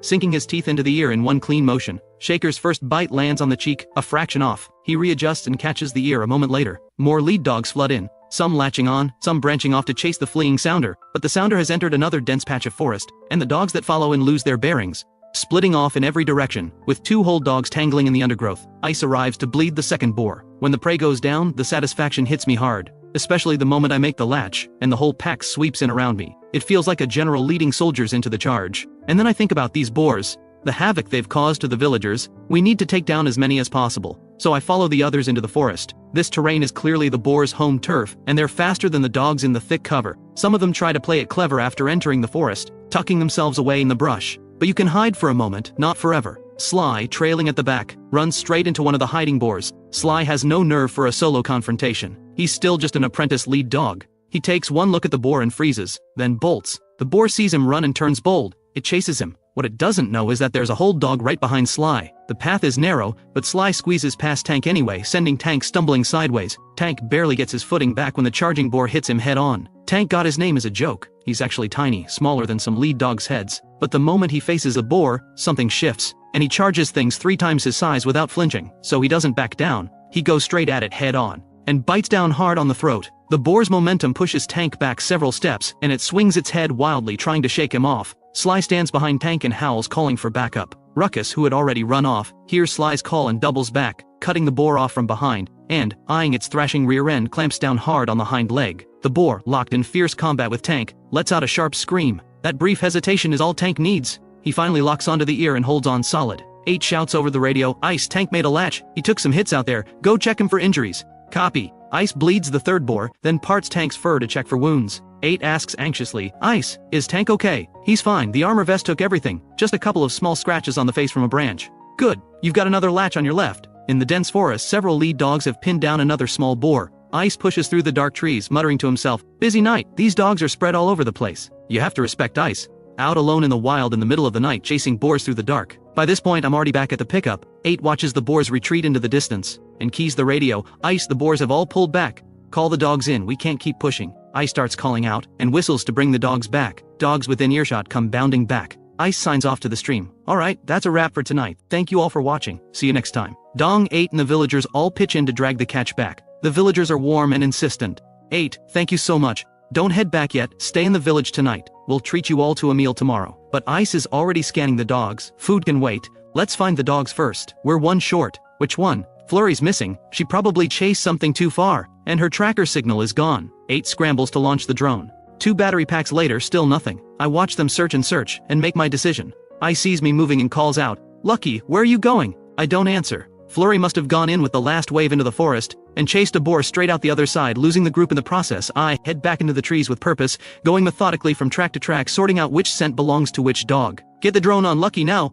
Flurry's still missing, don't lose him too. I'm going to follow. Ice is exhausted, but he moves anyway. The drone catches up quickly, and it finds me sweeping back and forth through the tree line, nose working the ground. 8's voice crackles through the drone speaker. "Lucky, come back!" I glance up, keep moving. I work the tree line laterally, and Flurry's trail comes up fast. I follow it out of the forest. 8 watches through the drone feed and keeps the radio. "Ice, I think Lucky is tracking Flurry. He's exited the forest and heading up the mountain." Ice is stunned. "No way, even if he's that smart. Tracking another dog? That's something else." The drone follows me over a ridgeline, and I don't stop. I'm following the trail at a steady trot. 8's voice goes urgent. We have to go after him. He works it out with the villagers. A local who knows the terrain takes the wheel. 8 rides along working the drone, and they drive after me. He radios Ice to hold back and wait for Dong to bring the pickup. Out in the open now, the tracks are clean and easy to read. 2 scent trails run alongside each other on the ground, one belonging to a boar, one belonging to Flurry. 2 ridgelines later, still no sign of her. She really committed to that chase, running this far on her own. Then I find it, a section where the tracks go chaotic, with crushed corn stalks scattered wide across the ground. Flurry held a boar here, but with no backup coming, it eventually broke away, from the tracks I can tell. Flurry waited here a while, lost her sense of direction and started moving in circles. 8 stares at the drone footage wide-eyed. Oh wow, Lucky is incredible. He's tracking Flurry. All that crushed corn, that's where Flurry and the boar had it out. By now I've covered at least 4 or 5 kilometers from the pickup. Then Flurry's scent hits me full force, thick and close. She must have caught mine too. She knows me, and she's running toward me now, following my scent in. A white shape emerges from the dark up ahead. When she sees me, she breaks into a bouncing, joyful sprint straight toward me. 8 radios Ice immediately. Oh wow, it's her. Lucky found Flurry. Flurry reaches me and goes full puppy, rubbing against me, licking my fur. She probably thought I was lost too. What am I supposed to say? She just chased a little too far. It's not like she meant to run away. I lift my head and bark at the drone a few times. Come on, 8, get the hint. There's no way I'm running all the way back the same route. 8 catches on and slowly pulls the drone back toward the road, testing it. He wants to see if the 2 of us will follow. The drone moves, I follow. Flurry finally has a familiar face beside her, and she's not letting go. The 2 of us trail the drone over the hills. Another kilometer before we reach the vehicles. Ice grabs my head with both hands. Lucky you legend, you knew she was missing and you went out and found her. Then he turns to Flurry with zero sympathy. You numbskull, if you can't hold a boar, just come back. Don't go chasing into the dark forever. Flurry has no idea what he's saying. She wags her tail enthusiastically. I know how many dogs Ice and 8 have lost over the years, some taken by boars. Nothing to be done about that, but losing a dog to the wild, that really eats at you. You search and find nothing, hear nothing, and all you can do is hold on to the hope that one day, they'll find their own way home. By the time everything is sorted, the sky is turning light. The team follows the villagers into the village. Word has spread fast. The crop protection team came and took down the boars, and people pour out to see. Someone even finds a walled courtyard to settle the dogs in, and a few villagers want to feed them. 8 waves it off, not wanting to impose. Just lets the dogs have some water. I'm the exception. I go straight inside with the people. The villagers eat and talk about me the whole meal. I watched the whole thing last night. That dog is something else. Flushing the boars, making latches, and then going out alone to find the missing one. Now I understand what people mean when they say professional. A trained hunting dog is on a different level. Ice tries to look modest. He mostly fails. I pick up my bowl and carry it around the room. The host spots this and laughs. He waves a generous hand and sends me off with 2 lamb ribs. After a loud, happy meal, the team makes it back to the kennel and collapses. No one even bothers to wash up. People and dogs go down together. They've barely been asleep when a car pulls up outside. Ice gets up and opens the gate. It's another crop protection team from a neighboring area. Their leader walks straight in. Where's Lucky? I'm here to see Lucky. No choice, I come out to greet the visitor. That's the price of being famous. Over the past few days, neighboring teams have been coming by to see me, almost all of them asking about stud rights. Ice has turned every single one of them down. He knows by now that I have standards. Captain Qian doesn't take the rejection badly. He just grins and makes a different offer. Bring your dogs and come hunt with us sometime. More dogs, more fun. After seeing him off, I go check on Lala. She's doing better. She wags her tail when she sees me. I bring her some milk and a sausage. Her appetite is a little better than yesterday, but she's still very thin. Ice says dogs always lose weight after an injury, but once they recover it comes back fast. That's when Dong suddenly comes inside. Ice, come look at Howler and Rumble's pen. Something's not right under their crate. Ice already suspects the worst and moves fast, and I follow. Inside the kennel, there's a visible pool of dark brown urine under the crate. Ice opens the crate and peels back the lip skin on both Howler and Rumble to check the gums. It's Howler, he was fine yesterday. He grabs his phone and makes a video call. The moment it connects, Ice says urgently, Old Lee, take a look. Is this tick fever? He points the camera at the urine on the ground, then shows the gum color. Old Lee is a veteran dog handler with years of experience. He delivers his remote diagnosis. This isn't tick fever, this is blood parasite disease, far more dangerous. From those gums, Howler is anemic. Take his temperature. If he has a fever, that confirms it. Ice grabs the thermometer. A few minutes later, fever confirmed. It's blood parasite disease. Ice asks quickly, it's not contagious between dogs, right? Not directly, it spreads through insect bites, ticks and mites. If the same tick or mite that bit Howler bites another dog, it can spread. Don't try to treat him out there, your area doesn't have the right facilities. Get him to me now. Ice ends the call and gets 8 back immediately. 8 takes one look and says, send Rumble too just to be safe. He goes to find crates and arrange transport. Ice goes through every other dog in the kennel, and thankfully no one else shows symptoms, for now. When I hear the disease spreads through insect bites, I quietly back away from Howler's crate. Nothing personal, I just can't afford to get sick. When an animal gets sick, there's no way to explain what hurts or where, which makes it far more dangerous than when a person falls ill. 8 finds a transport service that handles animals, but the earliest departure is tomorrow. Ice calls Old Lee, worried. Old Lee says even express shipping takes 3 days. Howler will be fine for the journey. For now, go pick up 2 medications. Give Howler an injection first, then do a full external parasite treatment on every other dog in the kennel. Is Lucky nearby? Something looks off about him too. Send me a look. Get out of here, you never quit. Lucky is perfectly fine. I know exactly what you're up to. Old Lee then talks 8 and Ice through exactly what to buy. When they get back with the medication, they give Howler his injection and treat every dog for parasites. By the time they finish, it's past midnight. None of them have eaten dinner. The 3 of them sit together in the middle of the night eating instant noodles. I feel sorry for them, so I push some of my own food over. Dong laughs. Look at this dog. Who could not love him? He can see we're eating badly and gives us his own food. 8 looks at me and nods. That's right. You can't treat Lucky like a dog. You treat him like a kid. Early the next morning, 8 gives Howler and Rumble some water and a small portion of food, loads them into their crates, seals everything up, and sends them off. When 8 gets back, he's carrying my armor vest. It was custom made a few days ago. High-strength puncture-resistant material, camouflage pattern, fitted to my exact measurements. Lucky, let's try the armor vest on. 8 and Ice help me into it, and I head inside to check. The mirror. Not bad at all, actually pretty sharp. It was already hard for a boar to get to me, now it's even harder, and latching on will be safer than ever. That evening at feeding time, Ice opens the pens, and the dogs burst out and immediately mob him. A whole bag of chicken carcasses hits the ground, and the scramble is on. Some dogs snatch a piece and, afraid of losing it, retreat back into their crates or beds to eat in peace, including the heavy hitters like Ruckus and Hothead. Nobody usually dares touch their food, but they still don't like being disturbed while eating.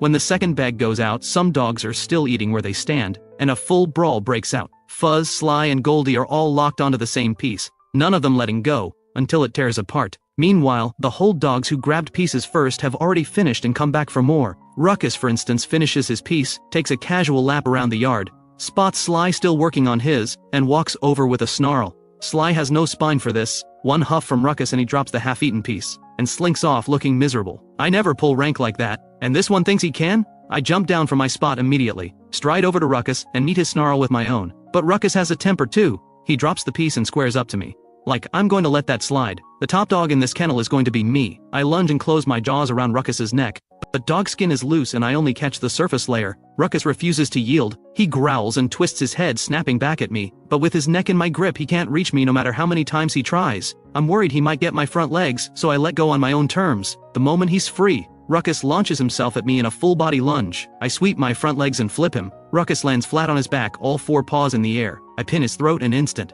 Ice jumps. Let go! He genuinely fears I might kill Ruckus. I release immediately and step back. Ruckus tucks his tail and retreats. Ice doesn't chase me. What set Lucky and Ruckus off? Ruckus stole Sly's piece. Lucky stepped in. Looks like Lucky wants to be top dog. Wild canines always have a pack leader, someone who leads the hunt, defends against threats, manages the internal hierarchy, and decides who eats first. In the wild, no one eats before the leader gives the signal, no matter how hungry they are. But leadership is won through brutal combat, and that process almost always costs lives. A hunting team can't afford those losses. So through human control, no true pack leader has ever been allowed to emerge here. But I'm different. Ice thinks I can be that leader. First, I'm smart enough to do the job right. Second, the gap between me and the rest of the pack is so wide that I can establish order fast, without anyone dying. With that thought, Ice calls me over. Lucky, come here. I'm not afraid of him. I trot over without hesitation. But not before I pick up Sly's stolen piece and drop it back in front of him. Lucky, if you want to be top dog, fine. Just don't kill anyone. I dip my head. Then I hop out of the yard, grab 2 eggs, and come back to find Ruckus lying in his crate looking sorry for himself. I step inside and set both eggs in front of him. He doesn't think twice about the beating he just took. He swallows both eggs whole like he's afraid I'll take them back.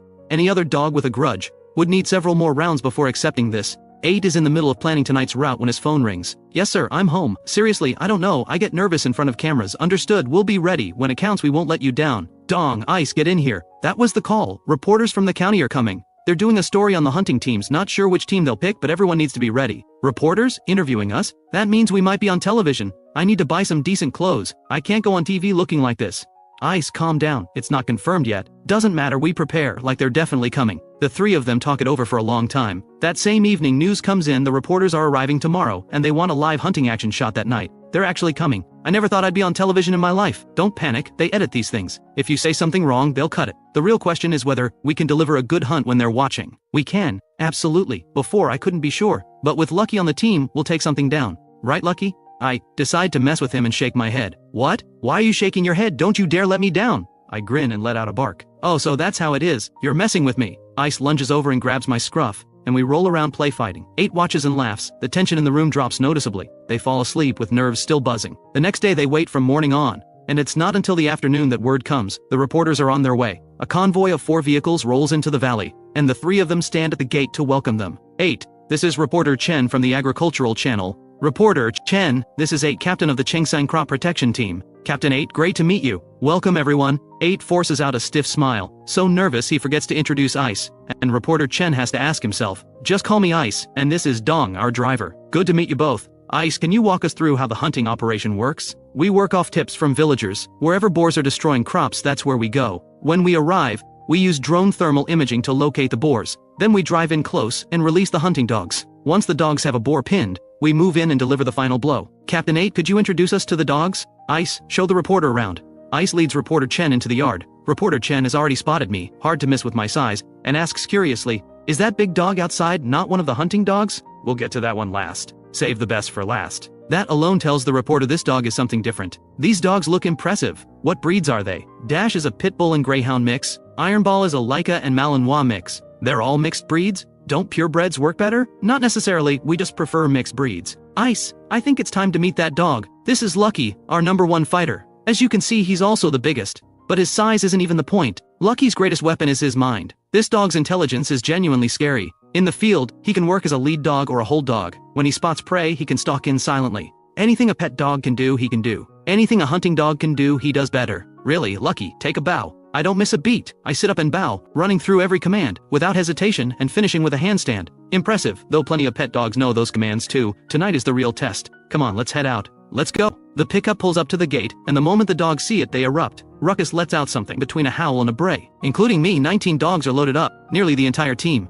With reporters along tonight, there's no live stream. They park and get into position. And 8 launches the drone. It shoots into the air with a hum. The camera crew can't even track it. Are those the boars? Looks like a dozen or more. Ice, over a dozen boars. Release point at roughly 300 meters. The terrain tonight is ideal. Open, gently rolling hillside. No need for me to go in first and hold the boars this time. Ice picks the angle, and Dong drops the tailgate. In an instant the dogs pour out, scrambling over each other, and I'm already gone. The open ground is made for running. I'm wearing my custom armor vest tonight too, but it doesn't slow me down one bit. The other dogs hit the ground, spot me and Ice and fall in behind. Ruckus doesn't make that ridiculous sound every time. Tonight he's all business. The drone feed shows it all, the pack stretching into a single line, accelerating hard, and I'm out front. No wonder they call Lucky the #1 fighter. A whole dog in full armor vest, and he runs like that. Dash, Ironball and Gale are all fast too, but they haven't spotted the boars yet, so they're not at full speed. I'm already at a full sprint, that's why I'm out front. Pinpoint positioning. In under 2 minutes, we close in on the boars. At under 50 meters,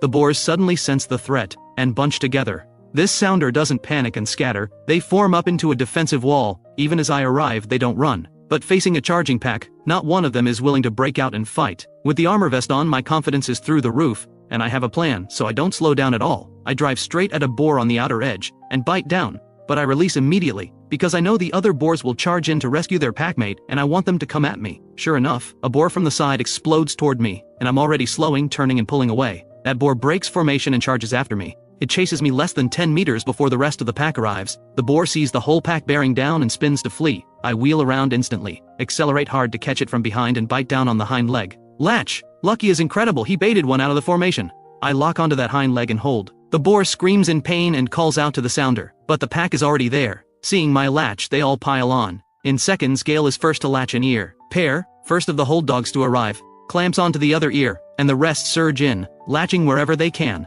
The sounder had been considering a rescue, but faced with this many hunting dogs, their nerve breaks and they bolt. Dash, Chief and Blizzard lead the chase after the fleeing sounder. Ice, it's down, get in there and bleed it. They took down a boar in under 3 minutes. These hunting dogs are incredible, I have to see this up close. Ice, pull the dogs off, we can take more tonight. The lead dogs are closing in fast when one boar suddenly spins and charges back at Dash, but stopping breaks it away from the fleeing group, and Chief and Dash double team it together. Flurry, Fuzz and Blizzard are still chasing the sounder. Ice moves fast tonight. Dressed in his new clothes and not wanting boar blood on them, he's brought a spear instead of a blade. One thrust drives the spear into the boar's side, while the other hold dogs hold the first boar down. I've already released and gone after the next one. Less than 100 meters out, I spot the boar that Dash and Chief have pinned. Under 200 pounds, there's no way I'm leaving this one alone. In the next second, I blow straight through the gap between Dash and Chief. Thinking of how Hothead makes that flying ear latch look so good, I decide to copy it. I surge in and lock onto the ear, using the impact of the boar itself to stop my momentum. I'm over 100 pounds moving at full speed. The collision nearly takes it off its feet. My teeth punch clean through the ear. The boar screams and struggles to stand, and Dash flinches back, not daring to latch.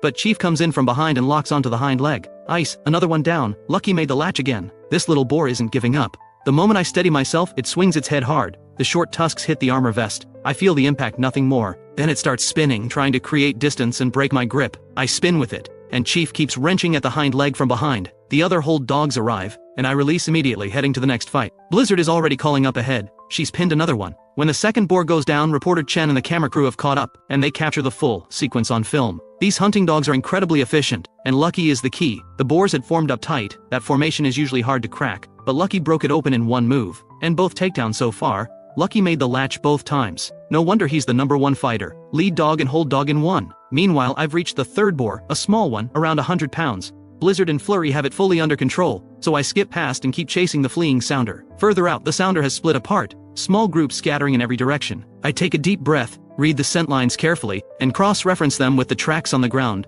It doesn't take long to lock onto a trail. 3 boars moving together. I follow the tracks and scent line at pace. On an ordinary night, 2 takedowns would be enough to call it done. But with reporters watching tonight, I need to deliver. Behind me, the boar Blizzard and Flurry were holding has already been finished. Ice figures the hunt is winding down. The boars are long gone. But when he calls the dogs back, I'm not among them. Where's Lucky? Lucky went after them again. He's far out. The boars are at least 2 kilometers away. I'll guide him back. 3 takedowns and he's still chasing? Dogs and boars both have strong stamina. A few kilometers is nothing unusual. How do we get to him? No road, we walk. Ice gathers the dogs and sets off after me. I'm running hard through the dark. Over a ridgeline, I finally spot them. 3 boars stopped on a hillside. To avoid spooking them, I circle around to the base of the slope and slow to a quiet approach, cutting around to get ahead of them. I loop wide, slipping past them at a distance of a few dozen meters, and appear silently behind all 3. I know Ice is on his way, so I don't move into the open. I tuck into the grass and rest. The scattered boars are confused, stopped on the slope, not eating, not moving, just watching the darkness around them. About 20 minutes later, Dash and Gale catch the boar scent and break into a charge. Hold dogs have weaker noses, but the moment the lead dogs move, they follow. Ice calls out, "You got the position? Dogs are out." 8, what's Lucky doing? He's left the reporters behind. 8 replies, Lucky is resting right behind the boars. He's so smart. He knew we'd be slow getting there, so he stopped to wait. Dash and the others get close, but the boars spot them and bolt straight into me. This time, I choose to go head on. 8 shouts over the radio, Lucky and the boars are face to face. He's not dodging. He's going straight in for the latch. 3 boars charging head on. I drive straight into them, pick one and go for the latch, locking onto the ear in a single bite that holds solid. The boar swings its head at me repeatedly. Every hit is absorbed by the armor vest. The slope is steep. As the boar thrashes, it loses its footing. We slide down together and I use the momentum to shift below it, letting gravity work in my favor. The boar has to fight uphill to break free. The other 2 boars hesitate, weighing a rescue, then decide against it and run up the slope. They might not get far. In under a minute, Dash arrives and loops around to bite the rear. The hold dogs arrive moments later and pile on to pin it down. I do the math, 2 or 3 minutes at most. Still catchable. I release and go. The boars have gone over the ridge. I read the scent, check the terrain, and choose not to go straight over the top. I run along the slope and around the ridge, longer in distance but it saves energy. Once around the ridge I push to full speed, but the 2 remaining boars are already in a full panic, running flat out even though no dog is behind them. I make the call, let them go. Another long chase and I could catch them, but Ice would suffer for it, having to cover several more kilometers on foot, and there are always more boars. No need to push further. Tonight's results are already remarkable. 8 is already worried about Ice.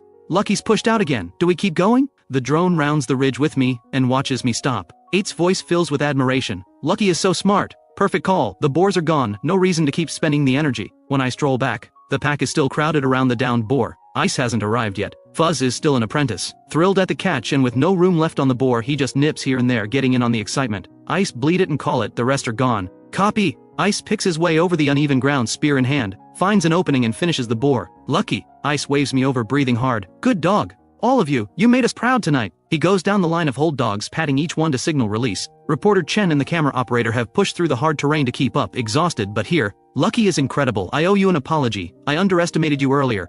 Reporter Chen turns to Ice. Lucky was the first to latch on all those boars, right? Not the third one, that one was small. Lucky took one look and passed. He went straight for this big one instead. So that wraps up tonight's hunt? That's right, we're done. How are the dogs? Anyone hurt? Not a scratch. The boars tonight weren't too big and we didn't run into any long-tusked boars. The team hauls the boars out and loads the dogs back in. The crew breaks down the equipment on the other side. By the time everything is packed up and they're driving home, dawn is nearly breaking. The moment they pull in, Reporter Chen says, 8, thank you all for your cooperation. That's a wrap on filming. The segment should air within 3 days. I'll let you know when it's scheduled. Thank you as well, 8 says unusually crisp. You've been up all night, head home and get some rest. Dinner's on me tonight. We appreciate it, but we'll have to pass. We're heading back this afternoon. The crew, especially the camera operators and assistants, are completely wiped out. They pack up and leave quickly. The moment they're gone, Ice claps his hands and grins. We're going on TV. He grabs his phone and dials immediately. Lee, I've got great news. I'm going to be on TV. Lee sounds half asleep and bewildered. Are you out of your mind? Do you know what time it is? You know what we were doing last night? A reporter came to film us. They spent the whole night following us around. Lee isn't buying it. Is this Ice? Did something get into you? You're talking nonsense. Believe it or don't, just watch when it airs. Ice hangs up with a click. Lee stares at his phone, dumbfounded. He calls back, busy signal. 8 is just as excited, though underneath there's a trace of nerves. Ice's outburst shakes loose the tension and 8 heads to bed with a grin, while the 3 of them are fast asleep. A car pulls up to the kennel in the dead of night. This place rarely gets visitors. Who shows up in the middle of the night? 8, I need your help. I step outside and find a man in his 50s climbing out of the car. 8 is immediately alert. Uncle, what's going on? Tell me. If I can help, I will. It's the village chief from 8's hometown. The Way family's kid went missing, the chief explains. You've got that drone that picks up heat at night. Can you sweep the area around the village? On it. I'll grab the drone right now. 8 doesn't hesitate. He heads inside to get the equipment. Finding people is something I'm good at. 8 barely has the truck door open before I jump in and slide from the driver's side over to the passenger seat. 8 calls after me. Lucky, we're not going up the mountain, get out. Then he stops himself. Lucky can track down a lost dog, so a lost child should be no different. 8 grabs a GPS tracking collar and clips it around my neck. Alright, you're coming too. 8 follows the chief's car out of the kennel, driving fast. They're in a hurry. In just over half an hour they reach the village. As soon as they arrive, 8 says, Uncle, let's check the Way house first. At the family's home, only the grandmother is there, eyes red and swollen from crying. Everyone else is already out searching the mountain. Half the village has turned out to help. The old woman rushes toward them. Little 8, you came to help, thank you so much. Of course, we're all from the same village. Can you grab something the child was wearing recently? Right away. She doesn't stop to ask why, she just goes. 8 holds out the clothing to me. Lucky, remember this scent? I give a slow nod, committed to memory. Let's find a high point. Better signal up there. Minutes later the truck leaves the village and finds the nearest hilltop. The 3 of us, 2 men and 1 dog, climb to the peak. 8 launches the drone. The thermal display immediately picks up several heat signatures. Villagers scattered across the mountain searching. I stand at the summit and draw in a long, slow breath. No trace of the child. I read the terrain. I feel the wind direction. Then I move down the slope on my own, crossing the road below and climbing the ridge on the other side. 8! The chief calls out. Your dog, he's gone. It's fine, he's out looking. Really? I've heard police dogs can track people. Yours can too? Honestly, not sure. Worth trying. I move once, find nothing, and begin circling the village in a wide sweep. The wind is strong tonight. Unless I'm downwind of the child, I need to be very close to catch the scent. One full loop of the village, and I widen my search radius. I work like a radar dish. My nose covers a radius of a kilometer or 2. If that child is anywhere near this village, I'll find them. Finally, 2 kilometers northwest of the village, the scent hits me. I let out 2 sharp barks, a signal for 8. The GPS collar has a sound detection function. When the tagged dog barks, the base unit alerts the operator. Sure enough, 8 sees the notification on his screen. He's barking! Something's up! He wheels the drone toward my position. I slow to a trot, letting the drone keep up. Did he find the child? The chief asks. Not confirmed yet. Let's get over there. The wind is up tonight and the drone is rocking, burning through battery faster than usual. Even so, 8 keeps it in the air. Finding this kid comes first. I look up and spot the drone's lights. Now I'm certain of the direction. I break into a run. Ahead, a dense thicket in a mountain valley. Running through it I find a trail, a path worn through the brush by wild boars. I follow it inward. The child is somewhere inside this thicket. The drone is high enough to see a heat signature, and picks up a faint glow below, but 8 can't tell if it's a boar or a person. He drops altitude and closes in fast, then switches on the light to get a closer look. The next second, 8's voice cracks with excitement.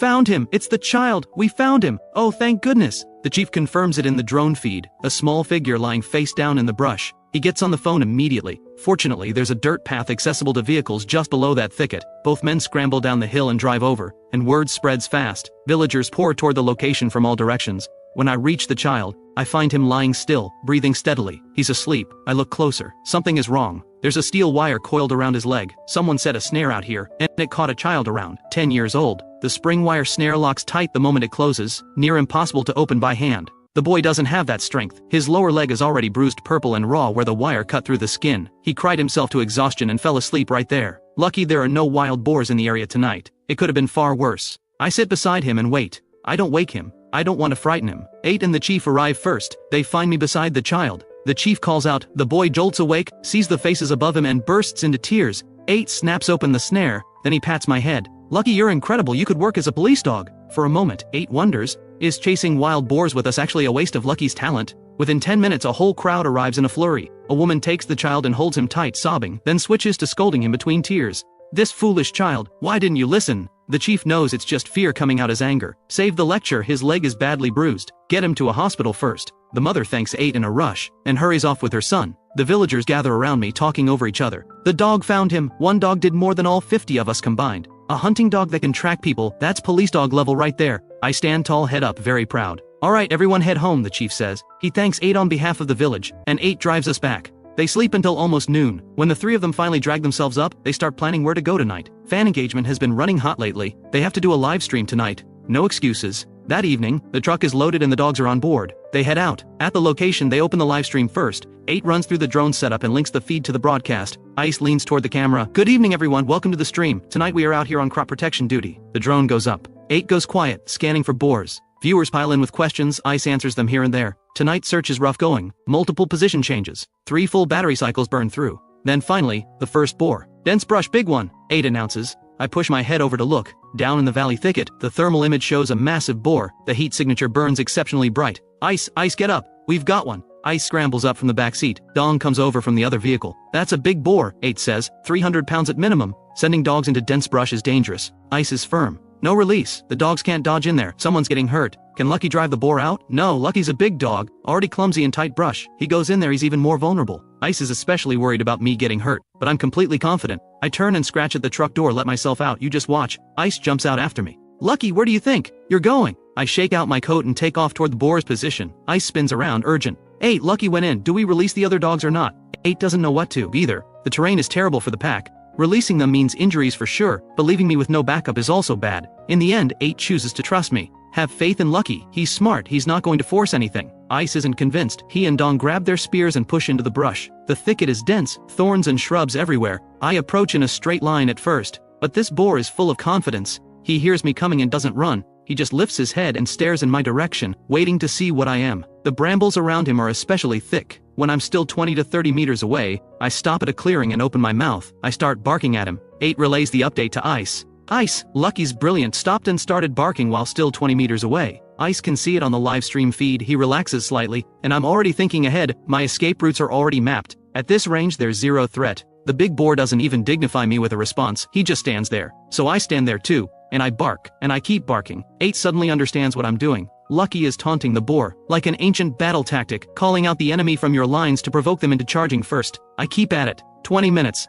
straight, without stopping. The livestream viewers watch in awe as I keep going for 20 solid minutes. That dog's throat must be dry by now. The dedication. He's been going for 20 minutes straight. If someone yelled at me for 20 minutes, I'd snap too, and snap the boar does. He loses it, crashing through the thorns and charging straight at me. As he closes in, I get my first clear look at his full size. This is the biggest boar I've ever seen. Not 300 pounds, 400 easily, maybe more. He is not something you take down quickly. Today, we run him down properly. I spin and bolt. I follow the path I already scouted, threading through the brush, pulling the boar toward the edge of the thicket. He chases for about 50 meters, decides he's driven me off, and stops. I don't bounce back right away, not yet. But after I pick my next escape path, I come back around. 10 meters from the boar, I open up again. On the other side of the valley, Ice stands under a big tree with his spear ready to back me up. He's a cautious old hunter. Facing a boar this size, he's already thought about which branches he'll climb if things go wrong. Another 10 minutes of barking, non-stop noise. Who could stand it? The big boar charges again. I turn and run again. This time the boar is truly furious. He doesn't stop at the edge of the brush. He follows me all the way out into the open. But once he's out, the open ground makes him uneasy,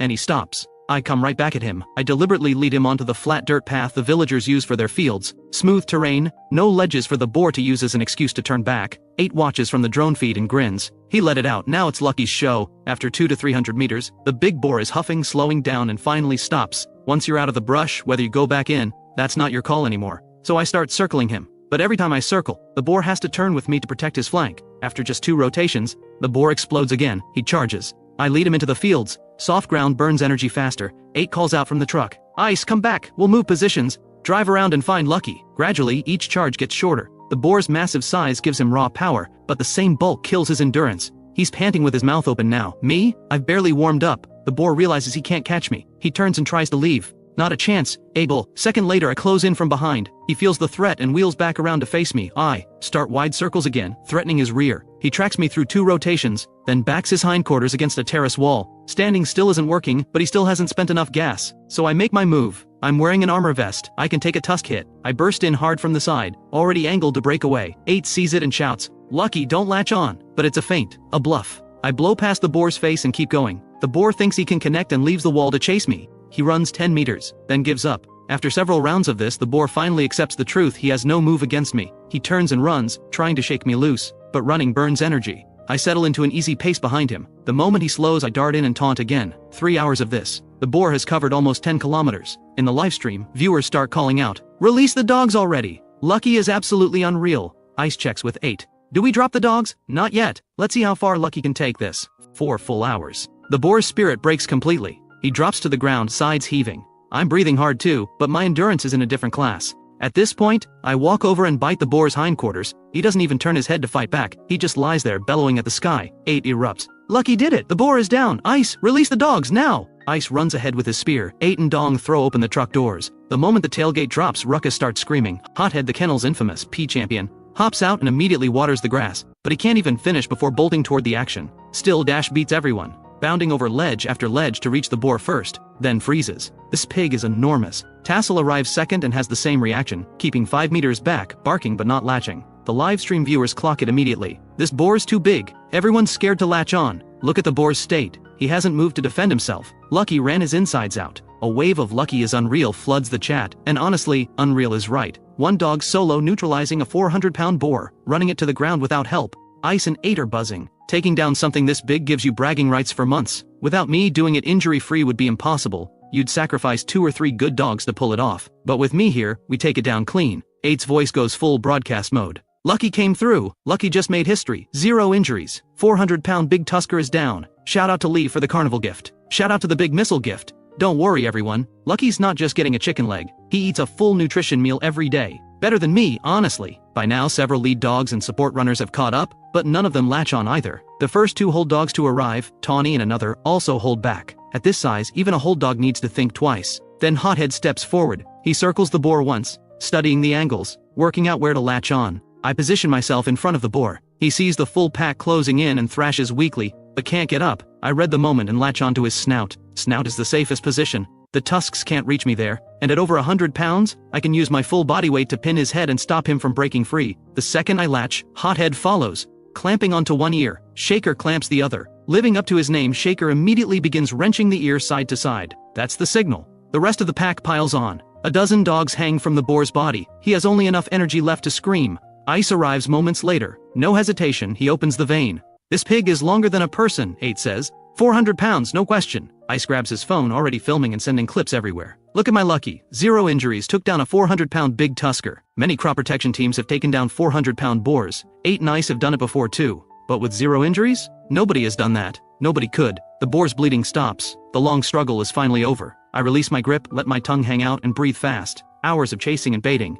I ran considerably more than the boar tonight, 10+ kilometers easily. Ice sees the state I'm in and immediately pulls out milk. Good dog. Absolutely incredible, not a scratch on you. After I finish the milk, Dong comes over to admire the boar. Ice hands the phone to Dong, climbs on top of the boar and poses for a photo. Both hands gripping the boar's ears like trophy handles. How are we supposed to drag 400 pounds back to the truck? 8 says, then realizes how absurd it sounds. 3 men hauling 400+ pounds in the dark. It is in fact very difficult. Alright everyone, that's it for tonight. One boar this size, that's worth the whole night. See you next time. Stream off. 8 sprints over. His first order of business is also photos. Then all 3 of them strain and drag the carcass to the truck. Dogs get loaded. Everyone drives home. Back at the kennel, Ice feeds the dogs, while 8 and Dong pop the truck open. Pliers, hammer, getting to work pulling the boar's tusks. The big ones come out 15 centimeters long like short daggers. Dogs fed, the 3 of them don't bother sleeping. They just stand around admiring the boar. I don't miss the moment either. I jump up on the carcass, stand tall and pose for photos. All content for the fans. When the photo session finally ends, they haul the carcass back to the truck with great effort. Dong rides along to get it weighed. Ice stays outside, sending photos to every group chat he can find. Watched the stream last night. That boar had nothing to do with you lot. Lucky took it down solo. All you did was the finish strike. Anyone with long arms could do that. Give me Lucky and I'll drop a 400-pounder too. Ice reads every message, thick with sarcasm, and cracks up laughing. 8 and Dong return. Ice can barely contain himself. How much? 436 pounds. Ha, Lucky, you absolute legend. Ice grabs my ears and presses his face right up to mine. They celebrate a while longer. Then exhaustion wins. Everyone passes out. I ran hard last night too. I sleep like a rock. When I wake up it's already 2 or 3 in the afternoon. No going out tonight. Ice tells me to rest. And honestly, something is off. My left front paw stings when I put weight on it.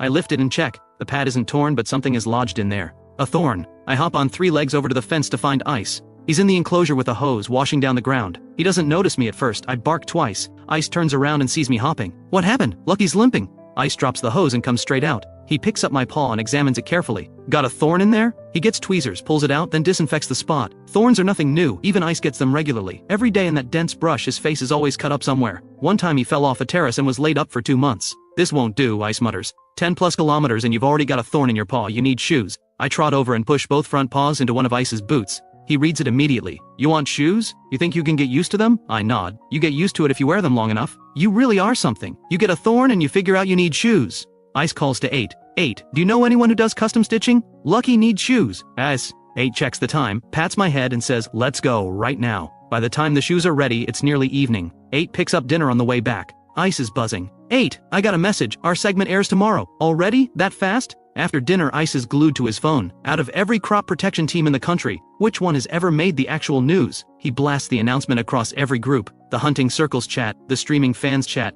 the General Fan group. Don't forget to watch. This is the first time 8 and I have ever been on TV. Our dogs were incredible that night, especially Lucky. He finished 4 boars. First to latch on 3 of them, and on the last one he chased it 2 kilometers before bringing it down. The fan group detonates. A fan named Chen goes into full caps lock mode. Wait, is this real? Our dogs are on TV? I just started following and this is the news I get? Ice 8 Lucky, you guys are absolutely incredible. Even more unbelievable. The very next day, this fan goes to the local convenience store asking about me, and immediately gets the kennel's address. Just after 10 in the morning, the 3 of them still half asleep, a car pulls up out of nowhere. The car stops. The mixed breeds lead a few of the smaller dogs over to investigate. Misty sits in the car for a moment, then rolls down the window. Ice 8, I'm up early, I'm the first one out the door. Misty spots me and waves wildly. It's Lucky, Lucky. I pause. Another visitor? 8 hears the commotion and comes out. Misty recognizes him immediately and waves. 8, I'm one of your fans, I came to see you. 8 blinks. A fan showed up in person? How did you even find this place? Sorry for showing up like this. I sent you a message but you didn't reply, so I just tracked you down myself. You're always welcome, don't worry about it. Come on out, none of them bite. Okay, here I come. A fan shows up in person and 8 has absolutely no idea what to say. Fortunately, Ice comes out just in time. Misty smiles. Hey Ice. Turns out we're from the same area. I saw that video you posted, recognized the store and asked around. Sorry for the intrusion. She already knows exactly what both of them are like. Ice waves it off. Intrusion? Everyone's welcome here. Ice, Lucky doesn't bite, does he? Relax. With this bunch, even if I bite someone, they still won't. The words are barely out of his mouth before Misty dashes straight toward me. Lucky, I'm here. She cups my chin with one hand and strokes the top of my head with the other. I let her, very cooperative. She pets me and looks me over carefully. She really loves dogs. Lucky, if I'd known you were this close, I would have come ages ago. I brought you so many snacks. Misty runs back to the car and hauls out a whole box, packed with treats from the pet store. Ice, Lucky can have these, right? Ice doesn't rain on her parade. Go ahead and feed him. If he doesn't like something, he won't eat it. Ice 8, go do your thing. I'm happy just hanging out with Lucky. We're not busy, stick around. After a while, Misty says her goodbyes and promises to come back to see me again. Once she's gone, the 3 of them head inside, open their phones, and the recorded news segment begins to play. A female anchor speaks. Our next story. As ecosystems have recovered in recent years, wildlife populations have grown, bringing biodiversity, but also new tensions. Our correspondent has this report. The news coverage is brief, less than a minute in total. 8 and Ice appear on screen for maybe 10 seconds each. But that's more than enough. Both of them are thrilled. I make an appearance too, just a thermal image of a dog running, but the full version on their video account runs over 10 minutes. The moment the broadcast ends, they switch over to that. This version has everything: pre-hunt interviews, the full takedown sequence, and a dedicated close-up introduction of me. Ice watches it all the way through and immediately shares it to every group, rallying everyone to like and comment. Lucky made the news. 4 boars finished, first to latch on 3 of them. Voice messages flying in every direction. I lean in to look at the phone too, scanning the comments. At least half of them are about me. 8 raises his glass. Come on, let's drink to this. The mood is high and the drinks keep coming. All 3 of them, and 1 dog, end up drunk. I'm the first to lose it, can't stay steady in my chair. I climb down, determined to prove I'm fine. But the moment I take a step, my front legs nearly split apart. I wobble all over the place. The 3 of them burst out laughing. The night dissolves into chaos. All 3 of them are completely gone. When morning comes, they look at each other. 8 and Ice both wince. Dong sums it up. No more buying alcohol, this is a waste of everyone's time. Just then the tailor shop calls. The shoes are ready. 8 picks them up immediately. Lucky, come try your shoes on. He puts them on one by one. Shoes on, 8 tells me to run a few laps. I launch off the line and tear down the dirt road out front, kicking up a trail of dust behind me. I come blazing back through the cloud. 8 checks the fit, nothing loose. Lucky, do they work? I nod. With shoes on, no more thorns, no more worn down pads. After yesterday's celebration, it's back to reality. Time to get back to work. A call comes in from a villager. There's a gang of wild boars near the village. They raid the crops during the day, get chased off, and come right back at night to do it again. The villagers tried using their own dogs to drive them off. One dog ended up bitten. This gang is bold. They've been going at it with the villagers for days. It took the village official escalating it up the chain before 8's number even got passed along. Ice still has energy to burn. Bold? Let's see if they're bolder than me. Ready to take on the whole gang himself. 8 grins. Then you'd better sharpen your blades first. Ice turns to me. Lucky, how's that paw? Are you good to go? I nod. A little thorn? That's nothing. At dusk, the dogs get their armor vests on and load into the truck. Everyone with a solid track record makes the team tonight. Fortunately, it's not far. Just over an hour's drive. 8 gets the briefing from the local villagers first. These boars have been targeting the best farmland in the village. A villager leads the way in his car. 8 follows him onto the narrow farm track. The drone is barely in the air when it picks up an entire sounder of wild boars, feasting right in the fields. One look at the thermal feed and both Ice and 8 start grinning. None of them are large, none over 200 pounds, and they're out in the open. This is about as easy as it gets. The only thing, there are a lot of them. Rough count, over 30 boars, big and small. They open the live stream. Viewers flood in immediately. Good evening everyone, crop protection tonight. Did you catch the news segment yesterday? Go like and comment, help us grow and share the stream. After a quick chat with the viewers, 8 calls it. Ice, get ready to release. I nudge Ice with my front paw, my shoes. If I put them on too early, my paws get sweaty, so I skip them for the drive. Dong is barely able to contain himself. Ice, the terrain is perfect tonight. Let me do the finish strike, I want to try it. Sure, but can you actually do it? I bet you've never even killed a chicken. What's there to hesitate about? These things are destroying people's crops. Watch me, clean finish, no hesitation. On tough terrain, Dong can't keep up, and Ice worries about him being a liability. But Dong has been wanting to try the finish strike for a while. I get my shoes on and hop out of the truck, but this time I hang back. These boars are small, the terrain is wide open, no challenge here at all. 8 gives the call. Dong, release. Dong throws open the tailgate. The dogs pour out, every one of them jostling to be first. Ice moves forward a few paces. The lead dogs immediately catch the scent. The lead dog pack tears off at full speed. The whole dogs push hard to keep up. The boars don't bolt right away. Seeing the pack coming, they bunch together. The bigger ones up front, the smaller ones sheltered behind. This is the largest sounder I've ever seen. Over 30 boars across all sizes. Fortunately, there's no big tusker in the group. Boars usually only join the sounder during breeding season. That's when a protective boar is at its most dangerous. Go hunting during that window and you're almost guaranteed to face one. But it's not breeding season now. No boars in the sounder, just sows and piglets. Fair game. I'm taking it easy tonight. Because the other dogs need their reps too. If I do everything, nobody else grows. Tonight I'm here to manage the field. I'll step in if things go wrong. The lead dogs arrive. They circle the sounder, barking hard. The hold dogs arrive moments later. But the sounder is packed so tight there's nowhere to get a grip. The lead dogs are smart about it. Tassel barks and slowly closes the gap. As the distance shrinks, a boar feels the pressure, and suddenly breaks from the group and charges. Tassel spins and bolts, but catches a foot on a potato vine, and the charging boar slams straight into Tassel, sending him tumbling. Goldie sees the opening and goes for it. Latching on immediately, Tank moves in to do the same. But the moment Goldie latches, another boar charges out to rescue the first, forcing Goldie to release and scramble back. The boar retreats into the sounder. With over a dozen dogs spread out, they can't all converge at once, so Tassel runs the same play again, pressing in to provoke another boar into breaking formation. It plays out almost identically, except this time Tassel dodges the charge cleanly, then spins back and latches on. Tawny, Chief, Blizzard and the others pile on from the sides, pinning the boar down with ease. But at least 3 or 4 boars charge out together to free the captured one, and they slam straight through the dogs, knocking them aside. 8 sees it and calls out, "Too many boars! It's getting chaotic! Ice, get in there!" A full brawl, over a dozen dogs against 30+ boars. The viewers are glued to the stream. The boars are coordinated, pulling each other out of danger. And for a while the dogs genuinely can't break their formation. Where's Lucky tonight? Why isn't he doing anything? 8 is watching closely. He spots me right away, standing 10 meters from the sounder watching the whole thing unfold. Lucky got a thorn in his paw last time. Just then a whole dog and Yukon force one boar out of the group through sheer strength. Yukon clamps onto the boar's snout and hauls backward with everything he has. Hothead, Trooper, 2 whole dogs, Gale and Fuzz are all there. The sounder sees the armored dogs and hesitates, too risky to charge through. They just watch as Yukon slowly drags their companion away. Trooper clamps onto the boar's ear, pulling alongside Yukon. Together they create 2 to 3 meters of separation. Finally, the full pack converges and locks the boar down. But the sounder still wants to make a rescue attempt. 3 or 4 boars break off and charge toward us. I'm not going to let the whole dogs take a hit. I move in from the side and growl a warning at the charging boars. They see me, and how big I am, and the charge falters. They hesitate. The rest of the dogs see a boar pinned, and converge on the spot. The sounder has no shot at getting this one back. Finish it, let's go! Ice arrives on the scene. Ice and Dong reach the fight. Ice sweeps his light across the field. The whole sounder and not one boar is particularly large. If not now, when? Ice yanks off the spear guard, finds his distance and grips the shaft tight with both hands. Dong, cover my back. Stay sharp. Dong watches Ice bypass the pinned boar and walk straight toward the sounder. Ice, what are you doing? Tonight I'm going one-on-one with a whole herd. After years of crop protection work, Ice has built up both experience and nerve that most people don't have. More than once he has moved in to strike, before the hold dogs have fully secured the boar, but it's never reckless. It's always a calculated read of the situation. Situation like this, if I don't take down a few myself, my hands are going to itch. Ice, just be careful, go do the finish strike on the pinned one.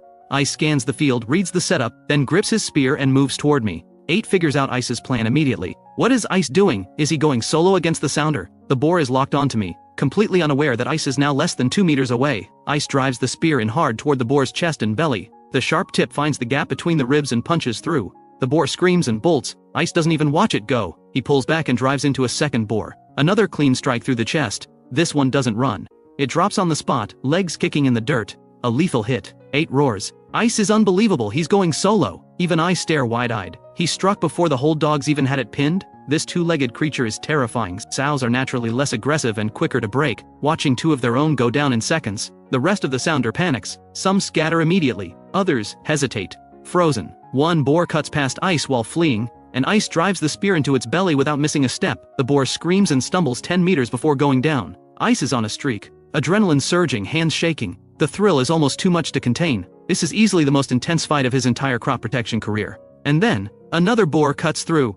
Ice drives his spear home, but this boar is incredibly agile. It leaps aside and dodges the blow. The moment it lands though, Ice strikes again, thwack, and the boar drops. Ice is a legend. That's number 4. The livestream chat erupts. Ice is a legend. But we're not done yet. As one boar bolts past me, I sprint after it, and latch onto a hind leg. Ice charges over in long strides, thrusts his spear, and another boar goes down. Ice spins around with a huge grin and Dong shouts from the side, Ice is unstoppable. Ice waves it off, easy, nothing to it. Taking down 4 boars with a spear in hand, yeah, he's earned that swagger. One boar is still pinned by a whole dog. Come on Dong, try bleeding it out. Ice walks Dong through the technique. Go in at this angle, push the blade in diagonally, get it right and you pierce the heart and lungs together. One thrust, any size boar. Dong doesn't even flinch. He drives the blade in clean, and gives it a little twist. Ice nods approvingly. That's the way! The 2 of them slap the hold dogs and start releasing them. Plenty of boars are still on the run up ahead and the lead dogs are already in pursuit. More takedowns are coming. The lead dogs are already barking up front. Once the hold dogs are released, they charge straight into the next fight. From the drone's view, all that's left are 2 men and a field of still warm boars. No way, Ice just hit legendary status. 4 boars, solo, in under a minute. The dogs scatter with the herd, some still giving chase, some already holding boars at bay, and a few have already latched on. But Ice doesn't rush after them. He pauses and takes in the scene.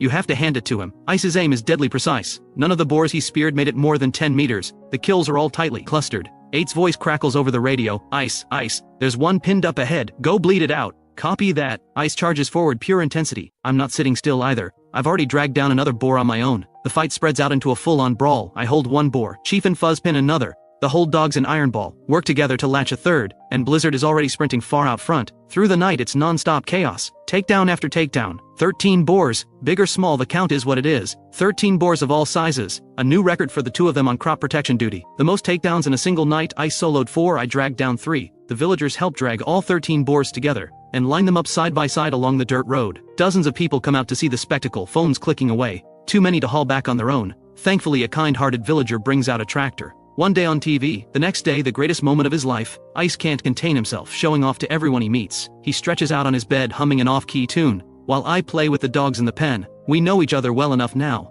that the playful ones dare to roughhouse with me. Sometimes as I walk ahead, Hammer sneaks up behind me and grabs my leg, and Fluffy opens wide and gnaws at my head. Whenever I'm in a good mood, I'll jump out and grab them a treat. Then Captain Wang, who'd visited before, calls 8 and says, I've got a friend, a content creator, who wants to film a hunting video. I've got somewhere to be, but you've got lucky over there. Takedowns come easy. Can you help him film an episode? He'll cover the cost. 8 and Ice exchange a glance. Any friend of yours is a friend of ours. Forget the money. Tell him to come on over. We'll guarantee a takedown. No, payment is payment. Alright, tell him to come. They say influencer. Ice looks him up and wow, a fishing streamer with nearly 10 million followers. Now that's a real heavy hitter. That same evening, the big name influencer arrives. Ice and 8 go out to meet him. Jiang, great to have you here. Ice, 8, I watched your videos the whole way here. Incredible stuff. I'm officially a fan. Come on in, let's talk. I'm sitting at the door when Xiang walks in. He spots me, crouches down and says, you must be lucky. I heard you're something else. I brought you a gift. I'll get it for you in a bit. I give him a nod. Polite guy. Ice, 8, sorry for the trouble. Ice smiles, no trouble at all. We have friends over all the time. Captain Wang was just here a few days ago. Hey Chiang, aren't you a fishing guy? Ever since I met Captain Wang, I've been watching hunting videos, and I just fell in love with hunting hounds. So how do you want to shoot this, Chiang?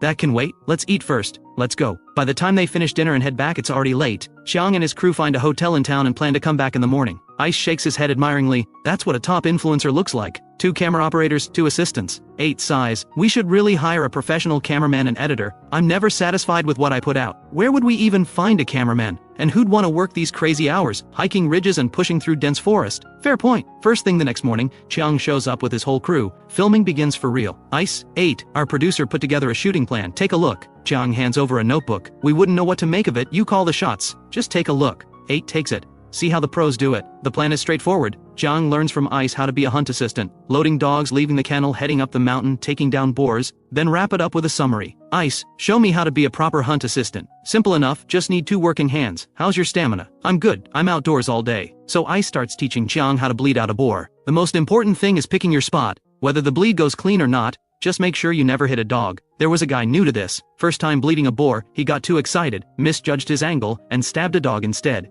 He never came back. I can't even process that. You stabbed a dog? Chiang immediately says, I will be very careful. They draw a red dot on the dirt bank beside the yard, press the spear tip against it, then drive it into the earth with full force. Exactly like that. Ice gives a nod. They also film a few clips of Chiang doing push-ups and other conditioning exercises. All of it might make it into only a few seconds of the final cut, but it's a full morning's worth of genuine sweat. Ice laughs, come on Chiang, sit down and have some tea. 8 sighs, you can't argue with professionals. I fumble through every video I make. Chiang feels comfortable enough to be straight with them. 8. Your content genuinely has room to grow. You need to bring in a professional cameraman and editor, otherwise you're sitting on incredible material and wasting it. We don't really have any connections in that world. Here's what I'll do. I'll refer a cameraman to follow your shoots, and help find you an editor too. 8 asks, conditions out here are rough. Would anyone actually want to come? Rough conditions mean you make it worth their while, pay them well. 8 agrees on the spot. I owe you one Chiang. If this actually works out I can't thank you enough. Lucky puts on a show like nothing else. I can't let that go to waste. Ice and 8 are thrilled. They've been stressing over a backlog of footage, with no idea how to turn it into good content, and now someone walks right through the door ready to help. Luck like that is impossible to stop.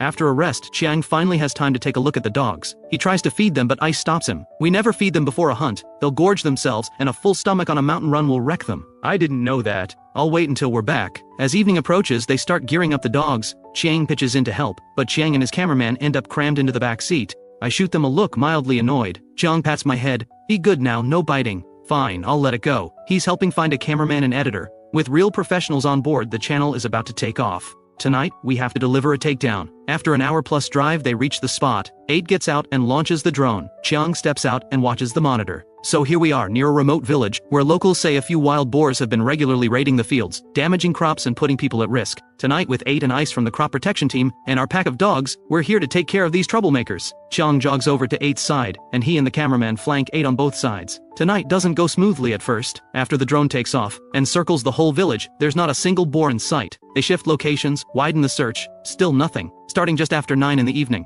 they search all the way to midnight. 8 is baffled. Where did the boars go? Chiang manages a pained smile. For Chiang, this episode is turning into a nightmare shoot. He's too anxious to sleep, staring at the screen alongside 8. Past midnight, at 1 in the morning, the drone sweeps over a valley and finally, a few glowing dots appear on the thermal display. Chiang bursts out, boars! Those are boars! Yes, 3 boars, deep in dense forest. Captain Wang said dense forest is dangerous, high risk of injury. It's fine, we've got Lucky, he'll drive them out. 8 makes the call, they're going in. Ice, wake up, they're here. 8 shakes Ice awake. Ice pulls me over. 3 or 4 heads and 1 dog's snout all crowd around the monitor. The dense forest backs right up to a small path. It's a short release distance. Lucky goes in first and drives the boars out if he can. Ice straps on my boots. Chiang laughs. Lucky's got an armor vest and boots. Throw in a face mask and he's fully kitted out against those branches. I drop off the vehicle and move into the dense forest at an easy pace, picking through the thinner undergrowth. 100-some meters in, I'm already close to the boars. Chiang, Ice, when do we follow? Wait until the main pack is released. Lucky won't latch on until the pack arrives. All 3 boars are good-sized, and huddled together they don't even look afraid of me. They stand their ground face to face, but I'm in no hurry. I circle around them in the dense brush. The boars won't show me their backs, so they just circle too. After only 2 loops, 1 boar loses patience and charges at me in a rage. I spin and run, drawing it along for a few dozen meters. It tries to turn back to its group, so I bite down. It whips around furiously to face me, so I open up and start barking. My bark is the signal for 8 and the rest of the pack.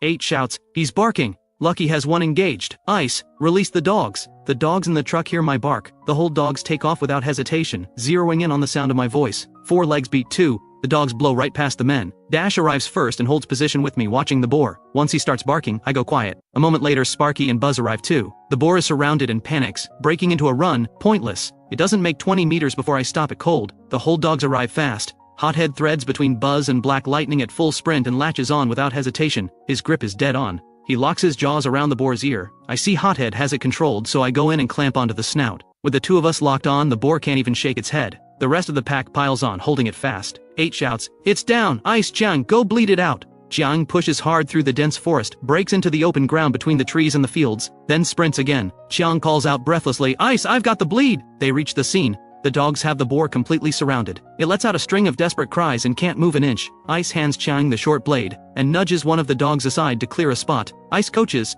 "Chiang, blade goes here. Angle forward and push hard." Chiang nods, but this is his first boar kill, and there's a moment of hesitation. He presses the tip against the hide and drives it in, and the boar screams louder.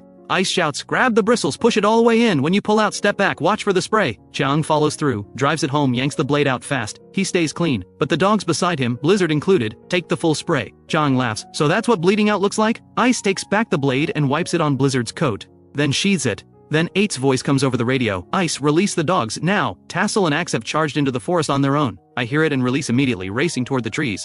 Ice and Chang slap the dogs loose and release them. With this many dogs closing in, and the screams of their fallen companion, the remaining 2 boars bolt in pure terror. I've barely reached the tree line. When a boar comes blasting out at full speed, I accelerate hard. Dash and Flurry fall in behind me. Dash is a speed demon, but this boar is faster, running flat out from the start. Even at my top speed, I can't close the gap. If it were just me, I'd let it go. No point burning all your energy on one boar when you'll get another shot next time. But Dash and Flurry are right behind me. Dash's speed takes him past me, gradually closing on the boar. But the boar tears through dense forest without slowing down at all. My frustration rises. How is this thing so fast? The chase stretches on. Before long, we're a full kilometer out. While we're off chasing this boar, a fierce battle is unfolding back in the dense forest. Tassel, Peach, and Plank, the first 3 to arrive, have the last boar surrounded. The rest of the pack is still occupied with the first boar. The boar is deep in the brush. Little room to dodge. The 3 dogs are cautious, barking as they close in to pressure it. Unlike the one I'm chasing, this boar has no interest in running. It stands its ground and faces the dogs head on. Tassel barks and moves in, and the boar explodes forward.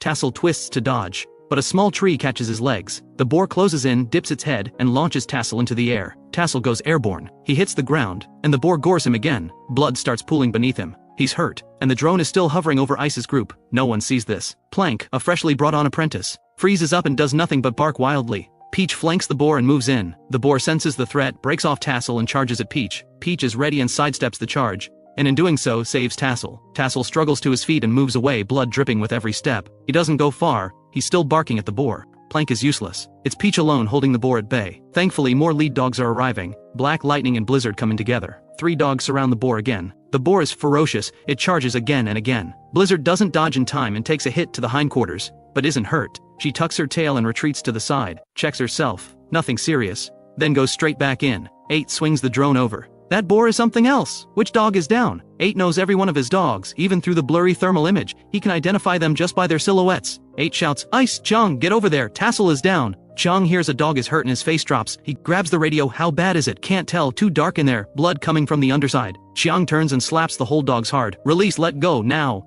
Ice says, "Chiang, if you can't pull them off, find a small stick and jab the throat. I'll take Hothead and Tank ahead." The boar and the lead dogs have been fighting for a while now. They've pushed deep into the heart of the forest. Tank leads the charge, his smaller frame letting him weave through the brush faster. 8 calls out, "Chiang, stop, there are enough dogs over there." Chiang yanks Ruckus free and tries to push him toward the fight, but Ruckus circles back, still trying to latch onto the current boar. Chiang grabs Ruckus by the collar and physically hauls him left. "You knucklehead, you love biting boars, there's one right up ahead waiting for you, why won't you go?" After physically dragging Ruckus to the tree line, Chiang lets out a breath. This job is no joke. Meanwhile, the fight is on at the other side. Tank arrives and doesn't care about the terrain. He lunges to latch on without a second thought. But just as he goes in, the boar thrashes violently. Tank misses the ear, and the boar bites down on his armor vest instead. The boar clamps on and shakes furiously. Tank is small enough that it looks like the boar is just ragdolling him. 8 watches from the drone. This boar is a beast, it won't run, it just fights. Bruiser arrives second, and goes straight for the boar's backside. The boar drops Tank, spins on the spot, and goes after Bruiser.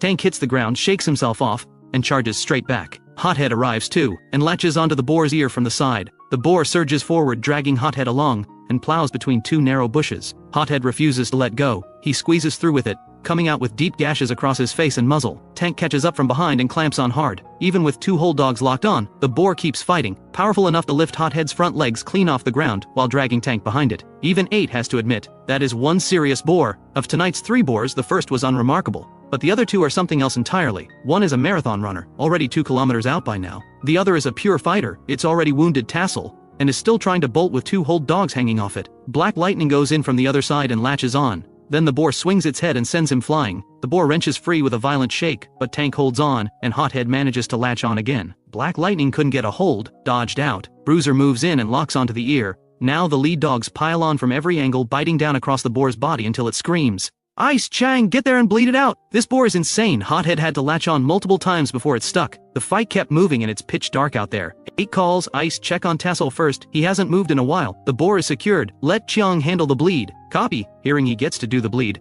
Chiang immediately picks up the pace. He's fully hooked on the adrenaline of the hunt now. He pushes through the dense forest and finally reaches the boar. With 1 bleed already under his belt, Chiang works fast and clean this time. He turns to the camera. We've got the takedown. Number 2. This boar was absolutely ferocious. It put our lead dog Tassel out of the fight. Let's check on the rest of the pack. Chiang checks Hothead and Tank first. Ice, I'm done here. Hothead and one of the black dogs have minor cuts. How's Tassel? Chiang radios in. It's a serious gash, over 10 centimeters long, no organ damage. Understood, I'm on my way to you. Chiang pushes through the brush toward Ice. Ice has wrapped Tassel's wound with his jacket and is carrying him back. Chiang rushes over and takes Tassel from him. The wound is serious and Tassel has lost a good amount of blood, but he's still alert. They carry Tassel to the vehicle. Chiang asks, what do we do, Ice? Do we head back and treat him now? 8 says we can't leave yet. Dash and Lucky are still chasing a boar. Can't spot them on the drone. Check the GPS tracker and they're already several kilometers out. Ice says Tassel will hold. We've got a wound stapler. We can't leave Lucky's group out there. As much as Chiang hurts for Tassel, he follows Ice and 8's call. Ice, let's round up the dogs and drive out there.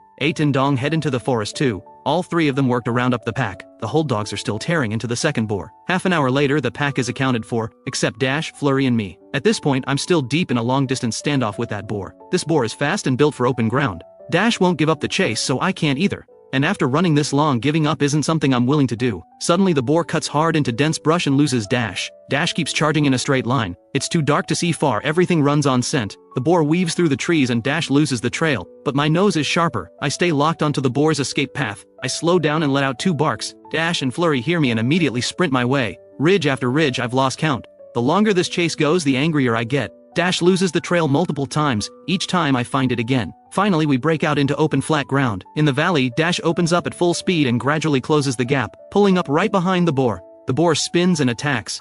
Dash dodges, and the boar stands its ground, foaming at the mouth, refusing to move. After this long run, both boar and dogs are spent. Everyone just stops and heaves for breath. 20 full minutes of staring each other down between gasps. The boar decides waiting isn't going to help, and turns to run again. Dash and I go full speed, catch up together, and bite into its hindquarters, stopping it cold. It whips around to fight back, and we're right back to a standoff. Back on Ice's side, the dogs are loaded up, and Ice is driving while 8 flies the drone. Following the GPS tracker's direction, the drone races our way. After holding the standoff for over half an hour, I catch a sound. I look up, and the drone is overhead. Backup is here. This boar has nowhere left to run. 8 spots me on the monitor and shouts, Lucky, Dash, Flurry, they're all there. All 3 of them holding a boar. They've gone nearly 6 or 7 kilometers. This boar can seriously run. Chiang leans in to see the screen, stunned. How is that even possible? They chased that far and didn't give up? Must have been Dash and Flurry pushing the chase. When the truck gets to within 100 meters, 8 shouts, Ice, release the dogs! Tassel is in Dong's truck, lying still like a good boy. The rest of the pack bursts out of the truck and charges back into battle.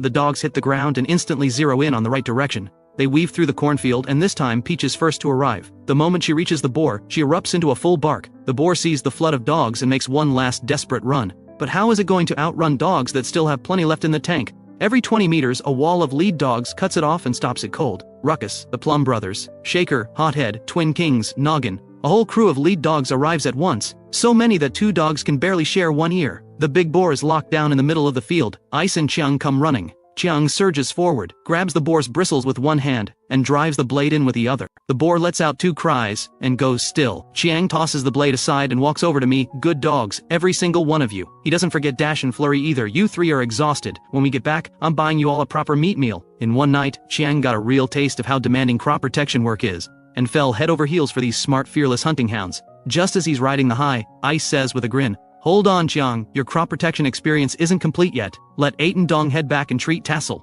We're dragging these 3 boars back ourselves. Chiang, no problem, I'm stronger than I look. Ice ties the boars off with rope, and the two of them haul a boar weighing over 200 pounds, the assistant standing by, the cameraman filming from behind. Chiang thinks it's fine at first, then hits 50 meters and starts gasping, and at 100 meters his hands are burning from the rope. Thank goodness it's only 200 meters total. You useless bunch, get over here and pull, you filmed enough. Chiang is so furious he threatens to dock his assistant's pay. Back at the road they load up the dogs. Once the dogs are in, they drive back to load the other two boars. Ice laughs, now I've got something to brag about. A 10 million follower influencer showed up and still had to drag boars just like the rest of us. The two of them talk the whole drive back, and arrive home just as dawn breaks. Chiang jumps out of the truck. How's Tassel, does he need a vet? 8 says he'll be fine. I've already stapled the wound. Breathing and heartbeat are normal, no internal bleeding. I'll handle the antibiotic shot and he'll recover with rest, as long as he's okay. Chiang nods, lets out a massive yawn, and heads off to sleep. I hop off the truck and check on Tassel. He's lying on a mat, patiently taking his shot. I wander through the pen, and see that Hothead's face is covered in cuts. After I left, they were in for a brutal fight, but there's no way around it. No matter how capable I am, I can only handle one boar at a time. I can't protect every dog, and if I hadn't joined the chase, I'd never have felt right leaving Dash and Flurry out there alone. Once Tassel's shot is done, everyone, people and dogs alike, goes to sleep. They sleep straight through to the afternoon. I look over at Ice. He's sitting up in bed, kneading his arms and hands. Muscle soreness after a workout like that, probably from dragging boars the night before. He's in his 40s after all. I get up and stretch a long, satisfying stretch, then grab a stainless steel bowl off the shelf, fish a bag of milk out of the cooler, set it in the bowl, and head off with the bowl in my mouth. Ice laughs from behind. Lucky you're too loyal. Going to check on Tassel again? Why not just make him your girlfriend? I turn, give him a look, and walk out without a word. Just wait, I'll deal with you later. Tassel is recovering in the storage room. I ease the door open without disturbing him, pour out the milk and set beside him, then give him a nudge with my paw. Tassel lifts his head, looks at me, looks at the milk, and puts his head back down. I can tell his breathing is steady. Nothing too serious. He just needs to rest and heal, same as the others have before him. I leave Tassel's room and wander around. Ice is inside the pen cleaning up. I haven't forgotten. I pick up all 4 of my boots from last night in my mouth, pry open the water tank and drop them all in. There's no running water at the kennel. It runs through a separate pipe from the village and gets stored in a tank. Drop 4 boots in the tank, ruin a whole tank of water, and force a full scrub down. That's my revenge. Ice comes out of the pen just about to put on some water for tea, and lifts the lid to find 4 boots floating inside. Lucky, who threw these in? When did you start sabotaging people? I trot up to the hill behind the kennel, lie down at the top, and watch Ice haul the tank outside to scrub it. He spots me up there. Don't you dare come back down here. I come right back. What's he going to do? I trot down from the hill, and sit in the yard. I won't hit you, but I can make your life just as difficult. He grabs both my ears and gives them a rough scrub. I fight back, open wide and gnaw on his head, and just like that, the two of us are rolling around the yard in a heap. This is what makes Ice different from 8. Ice plays rough with the dogs. 8 loves them just as much, but his version of affection is brushing coats and handing out snacks. Chiang wakes up, freshens up and heads straight over. A car pulls into the yard just as Ice and I are going at it. Chiang gets out laughing. Did the man knock the dog down or did the dog knock the man down? Ice laughs and gets up, dusting himself off. Just messing around with Lucky. This guy's got way too much energy. Everyone worked hard last night. Today I'm treating the whole crew. You really don't have to. It's nothing. Let me go check on the dogs that got hurt last night first. Chiang goes to Tassel, who barely looks up at the visitor. Chiang runs a hand over him and asks if it hurts. After checking on Tassel, he goes to see Hothead. Ice fills him in. This dog is relentless. Once he bites, he doesn't let go. He's already lost several teeth doing it. His legs have been knocked around by boars so many times he walks with a slight wobble. Chiang strokes Hothead's fur. What an incredible dog. If you like him, he's yours. Chiang genuinely wants him, but he's not the type to take what someone else values. Give him to me. What would you do without him? He's one of your best. Besides, I've got nowhere to keep a hunting hound. A hunting hound's life is constant battle against vicious boars, injuries stacking up, lifespan cut short, sometimes killed outright, especially the hold dogs. The oldest dog at the kennel right now is Panther, just over 4 years old, and already a veteran with a mouthful of broken teeth. Many hunting hounds die at 2 or 3 years old. Some don't even make it out of the apprentice stage, and almost none of them die of old age. It's harsh, but it's the truth. They're not pretty dogs. They don't know how to charm people. They were born to fight, and that's all. It's not so different from the human world. Some are born into fortune, others are born to carry the load. Same species, completely different lives. Some dogs are pampered pets, never wanting for food or comfort, cradled in their owner's hands. Others are loaded onto the slaughter truck before their time. Others spend their whole lives on a chain by a gate, never knowing more than a few square meters. Hunting hounds may live short lives, but they run free and wild, fully unleashing the hunter within. Which life is better? That's not for anyone to say.